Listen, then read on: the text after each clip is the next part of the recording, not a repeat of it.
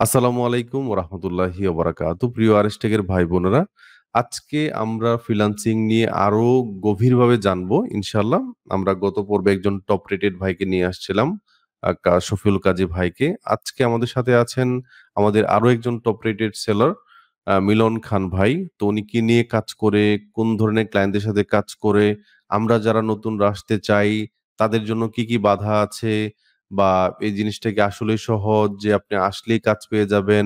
নাকি এখানে আরো অনেক কিছু আছে? কোন সময়টাতে কাজ করা লাগে? রাতের বেলা নাকি দিনের বেলা? পেমেন্ট গেটওয়েটা কেমন হয়? এই আপনার ইংরেজির যে দক্ষতাটা আছে আপনার ওইটা দিয়ে হবে কিনা? এই অনেক, অনেক, অনেক, অনেক বিষয়ে আমরা দুজনে আলোচনা করব। আমিও এবং ভাই মিলে। তো ভাইয়ের কাছে কিছু কমন প্রশ্ন থাকবে যেগুলো আপনারা করতে পারেন একজন নতুন অবস্থায় করা আ কিছু প্রশ্ন আমরা ভাইকে করব ইনশাআল্লাহ। তো আমরা ১ম এই ভাইয়ের পরিচয় পর্বটা জেনে নিই। আচ্ছা, ভাইয়ের সাথে আমার অনেক আগে থেকেই পরিচয়, কিন্তু ডিটেইলড আসলে আ কখনোই আসলে ভাইয়ের সাথে বসা হয় নাই। কারণ আ সময় নাই। আসলেই সময় নাই। কারণ ব্যস্ততা, প্রফেশনাল অনেক কাজ। এই বিষয়গুলো আসলে মাড়িয়ে আজকে আমরা মিলন ভাইকে আরো জানবো ইনশাআল্লাহ। বিশেষ করে আমি জানবো আপনাদের সাথে যে মিলন ভাই আসলে কোন জায়গা থেকে কেমনে উনি উনার কার্যক্রমগুলো পরিচালনা করে। তো চলুন আমরা মিলন ভাইয়ের কাছে চলে যাই। তো ভাইয়া, আপনি আ আ কোথা থেকে বলছেন? আপনার আ যদি পরিচয়টা দিতেন। জি ভাই, আমি মোহাম্মদ মিলন ইসলাম। আমার বাসা ঠাকুরগাঁয়ে এবং আমি বর্তমান ঠাকুরগাঁয়ে থাকি। ঠাকুরগাঁ কোন বিভাগে পড়ছে? আমি আসলে বাংলাদেশে খুব কম ভিজিট করা হইছে। ঠাকুরগাঁও হচ্ছে আপনার রংপুর বিভাগে। রংপুর, হ্যাঁ, আর রংপুরে তো হ্যাঁ, রংপুর, দিনাজপুর এগুলা কি পাশাপাশি?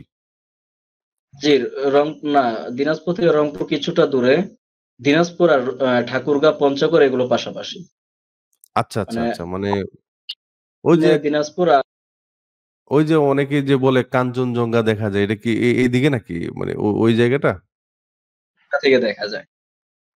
আচ্ছা, আচ্ছা, আচ্ছা, আচ্ছা। ঠিক আছে, তাহলে ভাইয়া আমরা আপনার ব্যক্তিগত অনেক বিষয় নিয়ে প্রশ্ন করতে পারি।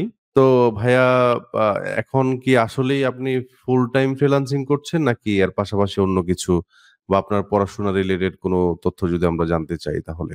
জি, আমি এখন ফুল টাইম ফ্রিল্যান্সিং করতেছি। আর পড়ালেখা আমি অনার্সে পড়ি। আমি আচ্ছা। ঢাকায় আরকি ভর্তি ছিলাম আমি। তারপর পড়ালেখা আপাতত আমার বন্ধই বলা চলে। কারণ ফুল টাইম ফ্রিল্যান্সিং মানে আমার পুরো সময়টাই এখানে যাচ্ছে। যখন আপনি কোন পড়াশোনার কোন স্টেজে আপনি ফ্রিল্যান্সিংটা চিন্তা করেছেন? মানে আসলে ফ্রিল্যান্সিংটা কেন? মানে অন্য পেশাও তো ছিল, অন্য কিছু করতে পারতেন। এটাতে কেন আসলেন? এটা কিভাবে জানলেন বা পড়ালেখার কোন স্টেপে বলতে আমি ক্লাস 8 থেকেই আমার মনে আছে এখনো। আমি ক্লাস 8 থেকেই আরকি আমার ইয়াটা তখন শুধু শুনতাম যে আউটসোর্সিং, ফ্রিল্যান্সিং, ঘরে বসে নাকি ইনকাম করা যায়। সম্ভবত ২০১৩-১৪ সালের দিকে। শুধু শুনতাম এরকম কিছু। তখন থেকে আচ্ছা, আমি মানে ইয়ে করতাম বাসায় যে একটা কম্পিউটার কিনে দেওয়ার জন্য, করার জন্য। কিন্তু এটা আসলে আমাদের গ্রামের মধ্যে এগুলো মানুষ বিশ্বাস করতে চায় না। আর এখন থেকে প্রায় ১০ বছর আগের কথা। এখন যদিও এখনো কিন্তু বিশ্বাস করে না ভাইয়া, আমাদের গ্রামের দিকে। আরো ১০ বছর আগে তো তখন মনে হয় নতুন, নতুন এগুলো শোনা যাইত। এজন্য আরকি ওরা আচ্ছা, ধরেন মানে আ ফ্যামিলি ধ ধরেন এরকম জিজ্ঞেস করে আরকি, আমাকেও জিজ্ঞেস করে যে, "কি করস?" পরিচিত অনেকজন, আ আত্মীয়স্বজন। তো যদি বলি যে ফ্রিল্যান্সিং করি বা এই টাইপের ফ্রিল্যান্সিং শিখাই, তো এর পাশাপাশি আর কি করস? মানে এরকম জিজ্ঞেস করে আরকি। তো এখন আসলে ফ্রিল্যান্সিংটাকে যে আসলেই ফুল টাইম পেশা হিসেবে নেওয়া যায়, ওইটা অনেকেই আসলে ভাবতেও পারে না। আরেকটা বিষয় হচ্ছে যে আ বর্তমানে আ এই যে ক্রাইসিস এর সময়টা চলছে, চারদিকে হতাশা, মানুষের জব নাই, চাকরি নাই। এই সময়টাতে এসে অনলাইনে ঘরে বসে কাজ করা যায়, এটার যে একটা রেভুলেশন মোটামুটি হচ্ছে বা হচ্ছিল। তো এটা মোটামুটি মানুষ জানে। তারপরেও কেন জানি মানে ওইটা এখনো এস্টাবলিশড হয় নাই যে ফ্রিল্যান্সিং করে আপনি ঘর চালাইতে পারবেন। এরকম কিছু একটা। তো ভাইয়া, আ ধরেন আপনি তো ফুল টাইম ফ্রিল্যান্সিং করছেন। এটা ফ্যামিলি থেকে কোনো বাধা বিপত্তি বা কোনো ফ্যামিলির কোনো ইয়ে ছিল? আপনি যখন শুরু করেন এরকম ছিল? জি, জি। ফ্যামিলি থেকে অবশ্যই বাধা ছিল। আমি আসলে এটা আরো আমি যে বললাম যে আরো অনেক আগে থেকেই মানে এটার প্রতি আমার খুব আগ্রহ ছিল। মানে এটা ইচ্ছা ছিল খুব যে আসলে ঘরে বসে আসলে ইনকাম করা যায় কিনা। তারপরে আমি নিজেও কিছুটা কনফিউজ ছিলাম। তারপরে আমি 2018 সালের দিকে ঢাকায় আমি কলেজে ভর্তি হই। তখন আরকি হুম, আমার কয়েকজন ফ্রেন্ড কে দেখলাম বা যে ঢাকায় আপনার কিছু প্রতিষ্ঠান আছে। যেমন হুম। আমি মনে আছে একটা ইয়াতে গেছিলাম, নামটা না বলি। ওইখান থেকে আরো আমি বিশেষ করে ধারণাটা পাইছি যে না ঠিক আছে আসলে ফ্রিল্যান্সিং এটা সত্যি। তখন থেকে আরকি আমি চেষ্টা করতাম। তারপরে যে বাসায় বলতাম, করতাম আর আব্বু এগুলো কখনো বিশ্বাস করেনি। এখন কি অবস্থা? এখন আলহামদুলিল্লাহ ভালো অবস্থা। মানে ফ্যামিলির সবাই ঠিকঠাক আছে যে না আমার ছেলে কিছু করতেছে এরকম নাকি? এখন সবাই খুশি, মানে উনারা সবচেয়ে বড় কথা হলো উনাদের বিশ্বাস করাইতে পারছি যে হ্যাঁ, আমি ঠিক ছিলাম। আচ্ছা না ঠিক আছে এটা আসলে আ আ যেহেতু বিষয়গুলো নতুন ছিল, এটা আস্তে, আস্তে কমন হয়ে যাচ্ছে যে না ফ্রিল্যান্সিং করতেছে অনেকেই বা ট্রাই করতেছে। আচ্ছা, আচ্ছা আপনাকে যদি স্পেসিফিক ভাবে জিজ্ঞেস করি, ওই যে ধরেন অনলাইনে যে বেটিং সিস্টেম, জুয়া-টয়া টাইপের ধরেন আইপিএল চলতেছে, আইপিএল অনেকে জুয়া ধরে। অনেক কোম্পানি আছে যেগুলোতে ইনভেস্ট করে রাতারাতি অনেকেই হ্যাঁ, হয়তোবা কিছু মানুষ বড়লোক হচ্ছে বা টাকা-পয়সা। এগুলা কি ফ্রিল্যান্সিং বলা যাবে? মানে আমি মানে Facebook এ দেখতেছিলাম যে আ আ দিনে সবাইকে বলে ফ্রিল্যান্সার আর রাতে খেলে জুয়া। মানে এই টাইপের আরকি। মানে বেটিং টাইপের বিভিন্ন জিনিসপাতিতে জড়িত আরকি। সো অনেকে এইটাও করে ধরেন মোটামুটি কিছু ইনকাম হচ্ছে এটা ফ্যামিলিতে চালায় দিচ্ছে ফ্রিল্যান্সিং। এটা তো আর ফ্রিল্যান্সিং বলা যাবে না, তাই না? না, না অবশ্যই। এটা ফ্রিল্যান্সিং বলা যাবে না। তো মূলত আসলে ফ্রিল্যান্সিং হচ্ছে এমন একটা জিনিস যেটা হচ্ছে এটা ফ্রিল্যান্সিং আসলে কোনো পেশার নির্দিষ্ট কোনো পেশার নাম না। মূলত আমরা বিভিন্ন ধরনের সার্ভিস শিখি যেগুলো অনলাইনে কাজ করে দেওয়া যায়। যেমন যারা বিল্ডিং এর ডিজাইন করে। কোভিড আসার পরে বিভিন্ন দেশে, দেশে সব ধরনের প্রতিষ্ঠান বন্ধ। তো তখন যেটা হইছে আরকি মানুষ যারা AutoCAD দিয়ে বিল্ডিং ডিজাইন করতো বা বিভিন্ন সফটওয়্যার দিয়ে বিল্ডিং ডিজাইন করতো যারা আর্কিটেকচার ছিল বা সিভিল ইঞ্জিনিয়ার ছিল, এই টাইপের কাজের সাথে জড়িত। তারা তাদের এই বিল্ডিং এর ডিজাইনের যেই কনসেপ্টটা এটা অনলাইনে নিয়ে আসলো। Upwork এ অনেক মানুষ সেল করা শুরু শুরু করলো তাদের সার্ভিস। সো এই যে যেই কাজগুলো অনলাইনে দেয়া সম্ভব, ডেলিভারিটা অনলাইনে দেওয়া সম্ভব। আ ধরেন বাংলাদেশ থেকে আমি কাজ করে দিলাম। নিউ ইয়র্কের কোনো একটা লোগো ডিজাইন করে দিলাম। তার প্রিন্ট সে করলো। একটা লোগো তাকে দিয়ে দিলাম। তো এই যে লোগোটা দিলাম এটা কিন্তু সফট কপি তাকে দিতে পারছি। সেও আমাকে পেমেন্ট করে দিতে পারছে মার্কেট প্লেসে। তো এই যে কাজগুলা হচ্ছে এইগুলাই মূলত ফ্রিল্যান্সিং। বাট এর বাহিরে কোনো সার্ভিস না দিয়েই আপনি কোথাও বাজি ধরে ইনকাম করতেছেন বা কিছু করতেছে না করে ইনকাম করতেছেন। বেটিং বিভিন্ন সাইট আছে।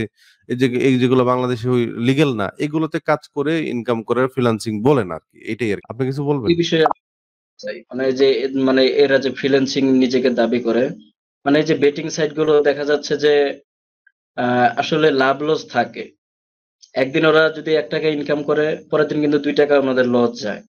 আর আরো আমি একটা বিষয় দেখছি ওই যে বিভিন্ন প্রতিষ্ঠানে ওনারা কি করে, মানে গ্রামের দিকে এরকম হয়, বিশেষ করে আমাদের ঠাকুরগাঁয়ে আছে এরকম প্রতিষ্ঠান। ওনারা স্টুডেন্ট নিবে করবে। ধরেন আপনি ৳৭,০০০ দিয়ে ভর্তি হইলেন। তারপরেও ইনকামটা কেমন? উনার ভর্তি হওয়ার সাথে সাথেই উনারা আমার নামের সাথে একটা জুড়ায় দিবে যে ফ্রিল্যান্সার। মানে আমার নাম মিলন, ফ্রিল্যান্সার মিলন। ঢোকার ১ম দিকে মানে এটা থেকে অনেকে আরো খুশি হয়ে যায় না আমার নামের সাথে ফ্রিল্যান্সিং ওরা যোগ করে দিছে। তারপর উনাদের কাজটা হইলো কি আ আপনাকে বলবে যে তুমি যদি আরো একটা স্টুডেন্ট আনিয়ে দিতে পারো তাহলে তোমাকে ৳২,০০০ আমি কমিশন দিব। তো ওই যে ১ম দিন থেকে আ ইনকাম এরকম একটা মানে উনারা ওই যে দাবি করে যে হ্যাঁ, আমিও ফ্রিল্যান্সার হয়ে গেছি। আসলে এটাকে ফ্রিল্যান্সার বলা যাবে না। মানে আপনি সার্ভিস না দেওয়ার আগেই আপনি হচ্ছে ওই যে আ এজেন্ট টাইপের কাজ করেই ওই যে গ্যারান্টি যেভাবে দেয় আরকি যে ১ম দিন থেকেই মানে তুমি আর্নিং করতেছো। তার মানে তুমি তোমার ভাই-ব্রাদার আশেপাশের কোনো মানুষকে যখন আ ওই আ প্রতিষ্ঠান নিয়ে ভর্তি করে দিচ্ছি, তখন একটা মানে আ তাকে একটা পেমেন্ট করতেছি। এইটাকে ফ্রিল্যান্সিং বলা হচ্ছে। সো আসলে আমরা যখন কোনো একটা ক্লায়েন্টের সার্ভিস করে পেমেন্টটা পাবো, তখন এটাকে ফ্রিল্যান্সিং বলা যাবে। তো এটাই আরকি। তো ভাইয়া আপনার মেইনলি ধরেন আপনি ১০ বছর আগে থেকে বলতেছিলেন যে আ মোটামুটি চিন্তা করতেছিলেন বা শুনতেছিলেন যে ফ্রিল্যান্সিং টা করা যায় বা মূলত আপনি ফাইনালি মাঠে নামছেন কবে? কবে থেকে মূলত শুরু? আমি ফাইনালি মাঠে নামছি বলতে গেলে ওই যে বললাম যে আমি ঢাকায় গেছিলাম, ওইখান থেকে আর কি আমার ইচ্ছা ছিল। তারপর 2020 সালের দিকে, 20 সালের শেষের দিকে আমি কম্পিউটার নিয়েছিলাম। একটা পিসি আমি কোনোভাবে কিনতে পারছিলাম, আমার ওইটার আম্মুকে রাজি করায়। কনফিগারেশনটা ওইটার কনফিগারেশনটা কেমন? ল্যাপটপ নাকি ডেস্কটপ? না, ডেস্কটপ কনফিগারেশন, ডুয়েল কোর, মানে একবার খুবই নরমাল। আচ্ছা, আমি আমার জীবনের ২০২০ সাল পর্যন্ত, ২০১৩ সাল থেকে ২০২০ সাল পর্যন্ত যে কম্পিউটারটা আমি আমার ভার্সিটির বিভিন্ন প্রজেক্টে কাজে লাগাইছি, বিভিন্ন প্রোগ্রামিং টাইপের বিভিন্ন কোডিং-টোডিং করছি। তারপরে আপনার এই ফ্রিল্যান্সিং এর এই যে ভিডিও-টিডিও বানানো থেকে শুরু করে যত কাজ আছে, সব ডুয়াল কোরের একটা পিসি দিয়ে করা। সো কনফিগারেশন ব্যাপার না। যদি আপনার সদিচ্ছা থাকে তাহলে এই যে আমাদের ২ জনেরই কিন্তু শুরু হচ্ছে বেসিক দিয়ে, বেসিক একটা কম্পিউটার। এখন হয়তোবা আপনি এই কম্পিউটারটা আপগ্রেড করছেন। এটা হইতে পারে না? এখন কি আপগ্রেড করা? জি ভাইয়া, না এই কম্পিউটার আমার আপগ্রেড করা কি মানে কিছু আরকি জিনিস ইয়ে করা হয়েছে। তারপর ওই পিসিটাই আছে আমার এখনো। কিন্তু আমি ওইটার পরে আরো ৪-৫ টা পিসি কিনছি, এখনো আছে। তারপর আবার আমার আচ্ছা, ল্যাপটপ কিনছি একটা ভালো কনফিগারেশনের। কিন্তু আমি ওই ১ম পিসিটা এখনো ইউজ করি। ১ম আচ্ছা, কম্পিউটারটাই। আ ১ম পিসিটা আছে, পাশাপাশি আপনি আরো পিসি কিনছেন যাতে আশেপাশে মানুষ কাজ করতে পারে। তাই তো? এরকমই হবে। তো যারা ধরেন নতুন করে, আপনার কি ওই সময়টা মনে আছে যে আপনি যখন শুরু করতেছিলেন তখন কি ভাবতেছিলেন, বা মানে শুরু করার সময়ের যে সময়টা এটা কেমন ছিল? মানে এ এটা মানে শিখার প্রতি মনোযোগ ছিল নাকি আপনি শুধু ইনকামের প্রতি? অনেকে আসে যে আ আমরা এই মিটিংটা আসলে কোনো প্রচারণা বা এরকম কিছু না। আমরা আসলে যে সকল ভাই আমাদেরকে ফলো করে তাদেরকে কিছু মেসেজ দেই আরকি। একটু গল্প করলাম, একটু মেসেজ করলাম। এই যে ভাই সারাদিন কাজ করছে, আমিও কাজ করছি। আমাদের এই মধ্যরাতে এখন কয়টা বাজে? এখন বাজে হচ্ছে আমরা প্রায় ২ টার সময় আমরা এই রেকর্ডটা করতেছি। হয়তোবা আগামীকালকেই এই ভিডিওটা পাইতে পারেন। সো আমরা চাচ্ছি যে কিছু ভাইদেরকে নিয়ে, যাদের আসলে ভাইয়ের সাথে কিন্তু অনেক আগে আমরা বসতে পারতাম। কিন্তু এখন উনি এমন একটা পর্যায়ে আছে যে উনার অনেকগুলো অভিজ্ঞতা উনার মানে খাতায় জমা আছে। তো অভিজ্ঞতার আলোকে ভাই অবশ্যই কিছু বলতে পারবে। যারা একদম নতুন আছেন, তারা যে আসলেই আপনি $১,০০০ ইনকাম করে ফেলবেন, এই যে একটা ভুল ধারণা, এই ভুল ধারণা থেকে আমাদের আসলে বের হয়ে আসতে হবে। সো ভাইয়া, আ আপনি কি আসার পরেই ইনকাম করে ফেলতে পারছেন? মানে ১ম ইনকামটা করতে কত সময় লাগছে, বা আপনি ১ম এ কি করছেন? স্কিল ডেভেলপ করছেন না কেমনে এটা? এটা আমিও আগে ভাবতাম যে আসলে ওই যে বলতাম যে আগে থেকেই মানে তখন শুধু দেখতাম যে হ্যাঁ, এড গুলো দেখতাম। একদিনে এত ডলার ইনকাম, একদিনে $১০,০০০ ইনকাম। এগুলো তখন আমিও ভাবতাম যে তাহলে হ্যাঁ, আমিও একদিনে ইনকাম করে বড়লোক হয়ে যাবো। এভাবে আমি অনেক করছি, চিন্তা-ভাবনা করছি। কিন্তু একসময় আমি ভাবলাম যে আসলে একটা ক্লায়েন্টকে যদি আমি সার্ভিস না দেই, তাহলে ও আমাকে কেন টাকা দিবে? এটা চিন্তা হুম। করা লাগবে। তাহলে আরকি যারা আশা করে যে আমি হ্যাঁ, স্কিল ডেভেলপমেন্ট না করে আমি টাকা ইনকাম করব, তাহলে উনারা বুঝতে পারবে। আসলে আমি যদি একজন ক্লায়েন্টকে যদি সার্ভিস না দেই, উনি আমার থেকে যদি কিছু সার্ভিস না পায়, তাহলে উনি আমাকে কেন পেমেন্ট করবে? আমাকে টাকাটা কে দিবে? আচ্ছা, এই আচ্ছা। ধারণা থেকে আমি আরকি যে কিছুদিন কিছু ভিডিও দেখে, YouTube এ কিছু ভিডিও দেখে চেষ্টা করলাম। কিন্তু ওইভাবে হয় না। তারপরে আপনার ভিডিওগুলো আসলো। আসলে এই কাজটা আমার সাথে মনে হচ্ছিল যে তখন যায় আরকি, আমার খুব কমফোর্টেবল মনে হতো। এ থেকে আপনার কোর্সে ভর্তি হওয়া আরকি। আচ্ছা। তারপর ১ম এ তো আমার এভাবে আমি প্রায় ৪-৫ মাস কাটছে। আমি অবশ্য মানে আজ পর্যন্ত আমি কোন জবে ঢুকি নাই। আমার বাইরে কোন সময় ব্যয় করি নাই। এজন্য আমি পুরো সময় যখন থেকে আমি পিসি কম্পিউটার কিনছি তখন থেকে আমি পুরো সময় লেগে থাকতাম। আচ্ছা, আর একটা জিনিস কি এনশিওর করতে পারবেন যে ধরেন এই মুহূর্তে তো আপনি কাজ করতেছেন। আপনার সাথে কয়দিন আগেও আমার কথা হইছে যে মোটামুটি আমরা জানবো, পরবর্তীতে জানবো, আপনাকে জিজ্ঞেস করব। আপনি কি পরিবারের বড় ছেলে বা এই টাইপের কিছু? আপনার বড় ভাই আছে? জি, আমরা ৪ ভাই-বোনের মধ্যে আমার ভাই সবার বড়। আমার বড় আরো ২ জন বোন আছে, আমি সবার ছোট। আচ্ছা, আচ্ছা। ধরেন এই মুহূর্তে আপনি যে এই যে শুরু করলেন বা ইনকাম করতেছেন, এটা কি মানে আপনার কি কোনো কনফিডেন্ট আসছে এরকম যে, "না ভাই আমি সংসার চালাইতে পারবো?" মানে এই টাইপের একটা কনফিডেন্ট তো আসছে নাকি? অবশ্যই কনফিডেন্ট আসছে এবং আমি চালাচ্ছি বলতে গেলে। আলহামদুলিল্লাহ, আলহামদুলিল্লাহ। তো ভাই আপনি যখন কাজ শিখা শুরু করলেন, আপনি ১ম অর্ডার আপনি কোন মার্কেট প্লেসে কাজ করেন? আমি এখন পর্যন্ত ফাইবারে কাজ করি। আর আপওয়ার্ক বা আপওয়ার্কে অন্য এখন কোনো এখনো কাজ করেন নাই? আপওয়ার্কে অ্যাকাউন্ট খোলা হইছে, অ্যাকাউন্ট সাজানো হইছে, মেসেজ আসছে। মানে ২-১ টা কাজ করছিলাম আপনার ৫-৬ মাস আগে। কিন্তু এখন সময়ের অভাব। মানে ফাইবারে এখন এমন একটা পর্যায়, প্রতিদিন শুধু আমার মেসেজ করতে আর ক্লায়েন্টের সাথে কথা বলতে সময় চলে যায়। আমি নিজেও কাজ করার সময় পাই না। আচ্ছা, আচ্ছা, আচ্ছা। আচ্ছা, এটা নিয়ে আমরা পরবর্তীতে কথা বলব যে আপনি আসলে আর কার হেল্প নেন বা আপনার সাথে আর কারা, কারা কাজ করে একদম শেষের দিকে ইনশাআল্লাহ। তো মোটামুটি আমরা তাহলে জানতে পারলাম যে আপনি ফাইবার এ কাজ করেন। ফাইবারে আপনি কোন ফাইবারে তো আমরা জানি লেভেল 1 মানে যখন নতুন সেলাররা আসে তখন নিউ সেলার হিসেবে থাকে। পরে লেভেল 1 তারপর লেভেল 2 তারপর টপ রেটেড এরকম আরকি। তো আপনি এখন কোন লেভেলে আছেন? জি, এখন আলহামদুলিল্লাহ ভাইয়া এখন টপ রেটেড আছি। তো আপনি আ যখন স্কিল ডেভেলপটা করেছেন, তখন আ এর পাশাপাশি আপনি কি অন্য কোনো চিন্তা করছেন? না কেমনে প্র্যাকটিসটা কেমনে করতেন? নতুন যারা শুরু করতে চায় তাদের ব্যাপারে যদি একটু প্র্যাকটিসের ব্যাপারটা একটু বলতেন তাহলে তাদের জন্য অনেক ভালো জি, হতো। প্র্যাকটিসটা করতাম আমি হচ্ছে যে ক্লাসটা আমি করতাম, আমার তো আপনার এখান থেকেই শুরু। যেটা ক্লাস করতাম ওই ভিডিওটা আমি পরের দিন বা আরো যদি ২ দিন সময় পাই, যেমন আপনার সপ্তাহে ৩ টা ক্লাস হইতো। এই পুরো সময়টাই মানে আমি ফুল টাইম পাইতাম, কোনো ছিল না। আমি ৪ বার ৫ বার দেখা হয়ে যাইত। মানে মূল কথা হইলো যে আমার প্রতিদিনের হোমওয়ার্ক প্রতিদিন করা লাগবে। কারণ একটা যদি আমি ক্লাস মিস দেই যে না আমি পরবর্তী ক্লাসে এটা করব, হোমওয়ার্কটা কমপ্লিট করব, তাহলে এটা আর হয় না। আচ্ছা তাহলে ২০২০ সালের পরে বা করোনার পরে অনেক কনটেন্ট ক্রিয়েটর আসছে, অনেক কোর্স বানাইছে, অনেকে অনেকভাবে শিখাচ্ছে। যে যেভাবে শিখাক, ফ্রি শিখাক, পেইড শিখাক, যেভাবে শিখাক। আপনি যেভাবে শিখছেন, আপনি ফ্রি শিখতে পারেন, পেইড শিখতে পারেন। তো যারা নতুনরা আছেন, যারা লেগে আছেন বা কাজ পাওয়ার চেষ্টা করতেছেন, ১ম এই আপনাদেরকে যেটা করতে হবে যে, আপনি যেখান থেকে শিখেন না কেন আপনাকে প্রপারলি আপনি আসলে কি করতে চান? ক্লায়েন্টকে সার্ভিসটা দেওয়ার আগে তো আমরা যে কাজগুলো করি এগুলো একটু প্রাইমারি লেভেলের বা মোটামুটি ইন্টারমিডিয়েট বা প্রাইমারি লেভেলের এই কাজগুলো। সো ধরেন আপনি কোন অ্যাডভান্স লেভেলের কোন কাজ যদি শিখেন, তাহলে আল্টিমেটলি ধরেন ভাই শিখাতে কত সময় দিতে হবে যে প্রাইমারি লেভেলের যদি হয় বা মোটামুটি বা আ মোটামুটি অ্যাডভান্স আরকি, হ্যাঁ? যদি ইন্টারমিডিয়েট লেভেলের হয়, তাহলে কত মাস সময় দেওয়া উচিত শুধু শিখাতে? সুদূর শিক্ষাতে আমার মতে আপনার কম হলো আপনার কত ৪-৫। আপনার কত সময় লাগছিল এবং আপনার ১ম অর্ডারটা শিখার কতদিন পরে আপনি পাইছেন? আমার ১ম অর্ডারটা আপনার মনে আছে কিনা? আমি আপনার কোর্স তখন শেষ হয়নি। আ আচ্ছা, ১৫ টা মনে হয় ক্লাস চলছিল। আপনার সম্ভবত ২২ টা না ২৩ টা ক্লাস আমাদের সময় হইছিল। ১৫ টা আচ্ছা। ক্লাসের সময় আমি করছি। আপনার শুধু গিগ বানানোর ভিডিওটা তার ২ দিন পরেই আমি ফার্স্ট অর্ডার পাই। আচ্ছা ভাইয়া নতুন যারা আসবে তারা তো আপনার মতো ২ দিনে অর্ডার পাওয়া সম্ভব না।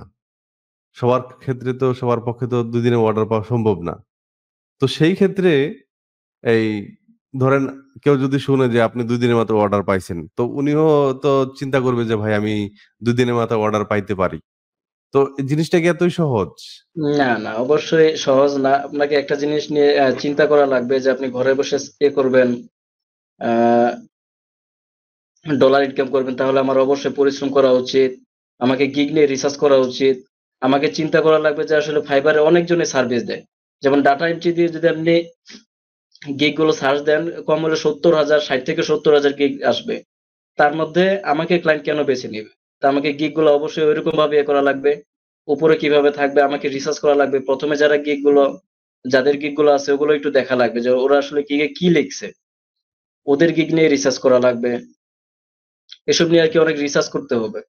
আপনি আজকে একটা গিগ বানাইলাম আমি। আমার এটাতে ইমপ্রেশন হয় না। আমার কম হইলেও ১০ থেকে ১৫ দিন এটা দেখা লাগবে। যে কেমন ইমপ্রেশন আসে, কেমন ক্লিক আসে, কোন মেসেজ আসে কিনা। তারপরে এই গিগটা নিয়ে আবার অপটিমাইজ করা লাগবে। যে আসলে আমার আমার ভুলগুলো কোথায়? আমি যখন গিগ বানাই তখন একটা গিগ বানানোর জন্য আমি ১০ থেকে ১৫ জনের গিগ আরো ওপেন করে আমি ওদেরগুলো রিসার্চ করি। কিন্তু কারো সাথে কপি করা যাবে না, কিন্তু আইডিয়াটা নেওয়া যাবে। আসলে ওরা কয়টা শব্দ, যেমন আমি যদি ডাটা এন্ট্রি গিগ বানাই, আমি ডাটা এন্ট্রি গিগে আমি ডাটা এন্ট্রি কথাটা কয়বার ইউজ করছি করব আরকি। আর উনারা কয়বার ইউজ করছে কথাটা। এরকম আমাকে চিন্তা করা লাগবে। শুধু একজনেরটা দেখলেই হবে না, ১০-১৫ জনের আমাকে মানে গিগের লিঙ্ক গুলো নিয়ে ওদেরগুলো দেখা লাগবে, ওদেরটা বোঝা লাগবে। হুম, না ঠিক আছে। তাহলে রিসার্চ করার কোনো বিকল্প নাই। আচ্ছা ভাইয়া ওই যে জি। আ ফাইবার সেলার প্লাস যে একটা সাবস্ক্রিপশন মডেল আছে না? ফাইবার সেলার প্লাস ওইটা কি আপনি নিছিলেন কখনো? হ্যাঁ, এটা আমি একবার নিছিলাম। ওই যে মাসে আচ্ছা, $20 যেটা, ওইটা। হ্যাঁ, ওইটা ইউজ করলে তো বোধহয় আপনাকে আ আ কিওয়ার্ড গুলো দেয়। আপনার যে গিগ গুলা নিয়ে কাজ করবেন ওইটার ভিতরে যেই পজিটিভ কিওয়ার্ড এবং নেগেটিভ কিওয়ার্ড গুলো দেয়, তাই না? একটা ইনসাইট হ্যাঁ, আপনাকে ওইটা। দেয় আরকি।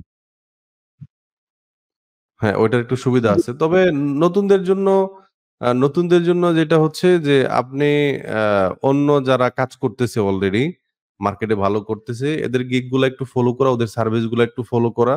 আমরা যেটা করি আরকি হুবহু টাইপের ছবি মেরে দেই, টাইটেল মেরে দেই এবং দেখেন আর্টিফিশিয়াল ইন্টেলিজেন্স এর এই যুগে এআই যখন আছে, অনেক ধরনের যেমন একটা ওয়েবসাইট আছে কপিস্কেপ, হ্যাঁ? এখানে আপনি দিবেন, একটা লিখা দিবেন। এটার প্রিমিয়াম মডেল আরকি। আমি বিভিন্ন সময় কপিস্কেপ ইউজ করি আরকি। তো কপিস্কেপটা যখন আমি আম আ মানে আমি একটা লিখা দিলাম, এই লিখাটা অনলাইনের ভিতরে কোন পোর্টাল থেকে কার্ডটা আমি কপি করে লিখছি, সবকিছু ডেটাবেজ মানে পুরা ডেটাটা আমাকে দিয়ে দেয় আরকি। যে এই ওয়েবসাইটের এইখান থেকে ইউজ করছো, এতটুকু তুমি ইউজ করছো। তো এখন ফাইবারের কি এরকম অ্যালগরিদম এর ভিতরে এরকম কিছু নাই? যে এখানে আমি কোন টাইটেলটা কার কাছ থেকে কপি করতেছি, কার ডেসক্রিপশনটা কপি করতেছি, তার ছবিটা কপি করছি। এটা ফাইবার ধরতে পারবে না? তো আমরা যেটা করি অবশ্যই। আরকি অবশ্যই ধরতে পারবে। তো আমরা যেটা করি আরকি আমরা আ অন্যের গিগের টাইটেল, ডেসক্রিপশন, ট্যাগ আমরা মনে করি যে এগুলা কপি করে মাইরা দিলেই উনিও যেহেতু কাজ পাচ্ছে আমি পাবো না কেন? সো এটা না করে যেটা করতে হবে ইউনিকলি আসলেই আপনি ক্লায়েন্টের জন্য কি করতে চান? আপনি অন্য একজন আ আ ছবি দিছে, আপনি নিজে ভিডিওতে কথা বলার যোগ্যতা রাখেন। মোবাইল ফোন দিয়ে ছোট্ট করে, হ্যাঁ? গিগের ভিডিও একটা তৈরি করেন যে এই ভিডিওতে আপনি নিজে এসে কথা বলেন। যাতে করে ক্লায়েন্ট আপনার প্রতি একটা আ সুধারণা রাখে যে না সে এই ব্যক্তিটা আমার কাজ করে দিবে। তো ফাইবার আরকি সবসময় বলে আরকি যে আ একটা ব্যক্তি আমার সাথে কাজ করতেছে মানে ওইটা যদি দেখানো যায়, ডেমনস্ট্রেট করা যায় কোন একটা ভিডিওতে, গিগের ভিডিওতে, তখন এটা আরকি বেশি একটু সেল হওয়ার সম্ভাবনা থাকে। আ ফাইবার নিজেই বলে যে 60 থেকে 70% ভিজিবিলিটি আপনার বাড়ায় আরকি। ইমপ্রেশন বাড়াবে, সবকিছুই বাড়াবে আরকি। তো এই মুহূর্তে যদি আপনি কোন সার্ভিস দেন তাহলে গিগের ভিডিও ইউজ করতে পারেন। ছবিটাও ইউজ করেন, ভিডিওটা ইউজ করেন। আপনি যে কাজগুলা করতেছেন পিডিএফ ইউজ করতে পারেন। কোন ডকুমেন্টেশন থাকলে পিডিএফ আকারে ইউজ করতে পারেন। সো এইভাবে আরকি মানে অন্যের গিগ গুলা দেখে কপি করা যাবে না। ভাইয়া যেটা করত যে ১০-১৫ টা গিগ যখন একটা সার্ভিস রেডি করত তখন ১০-১৫ টা গিগ একসাথে নিয়ে এগুলাকে রিসার্চ করত। আপনি যেই গিগ গুলাকে রিসার্চ করতেছেন এগুলার লিঙ্ক গুলা একটু রাইখা দেন এবং আপনি যখন ফাইনালি গিগ পাবলিশ করতেছেন এই গিগ গুলা একটু মিলায় দেখেন যে কোনটার সাথে একদম হুবহু মিলে যাচ্ছে কিনা।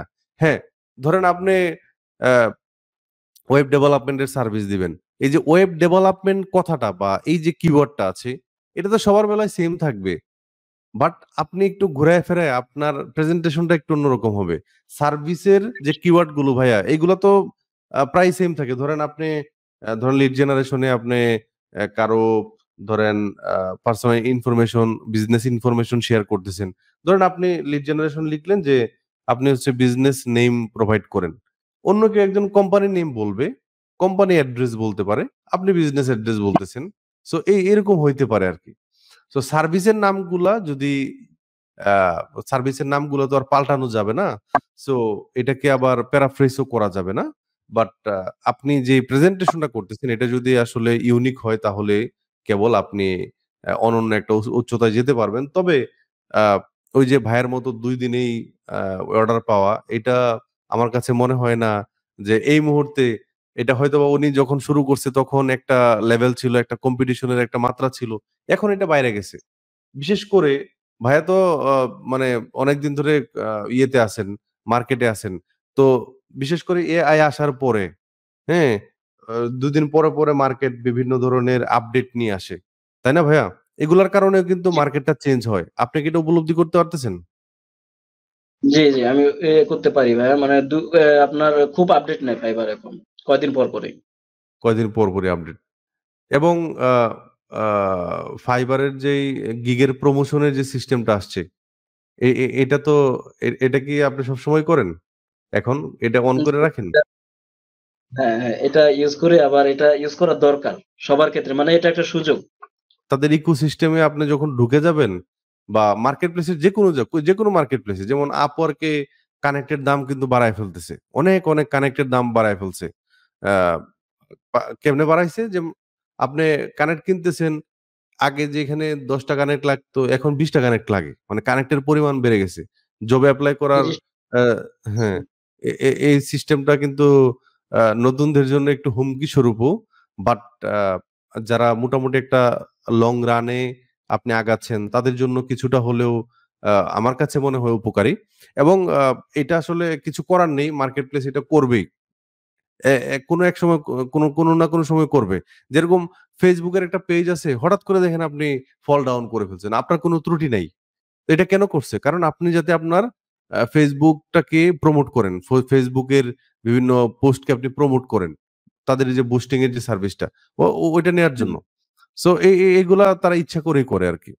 তো আপনি তারা হচ্ছে হ্যাঁ, বলেন ভাইয়া। আমা আমাদের থেকে তারা কিছু আরকি করবে, এজন্য করে। যেমন আপনার Upwork এ তো কানেক্ট কাটে ঠিক আছে। কিন্তু আপনি ওই যে যখন প্রপোজ টা পাঠাবেন তখন তো ওই যে বুস্ট করার জন্য আরো অতিরিক্ত চার্জ করে।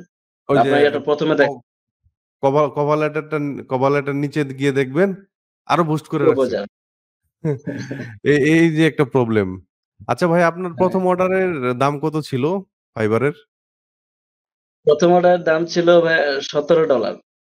আর আচ্ছা। ওইটা নিয়ে ভাইয়া একটু অনেক কথা আছে। যদি হ্যাঁ, হ্যাঁ, বলেন ভাইয়া বলেন। ১ম অর্ডারটা সম্ভবত রোজার মাস ছিল, তখনই করছিলাম।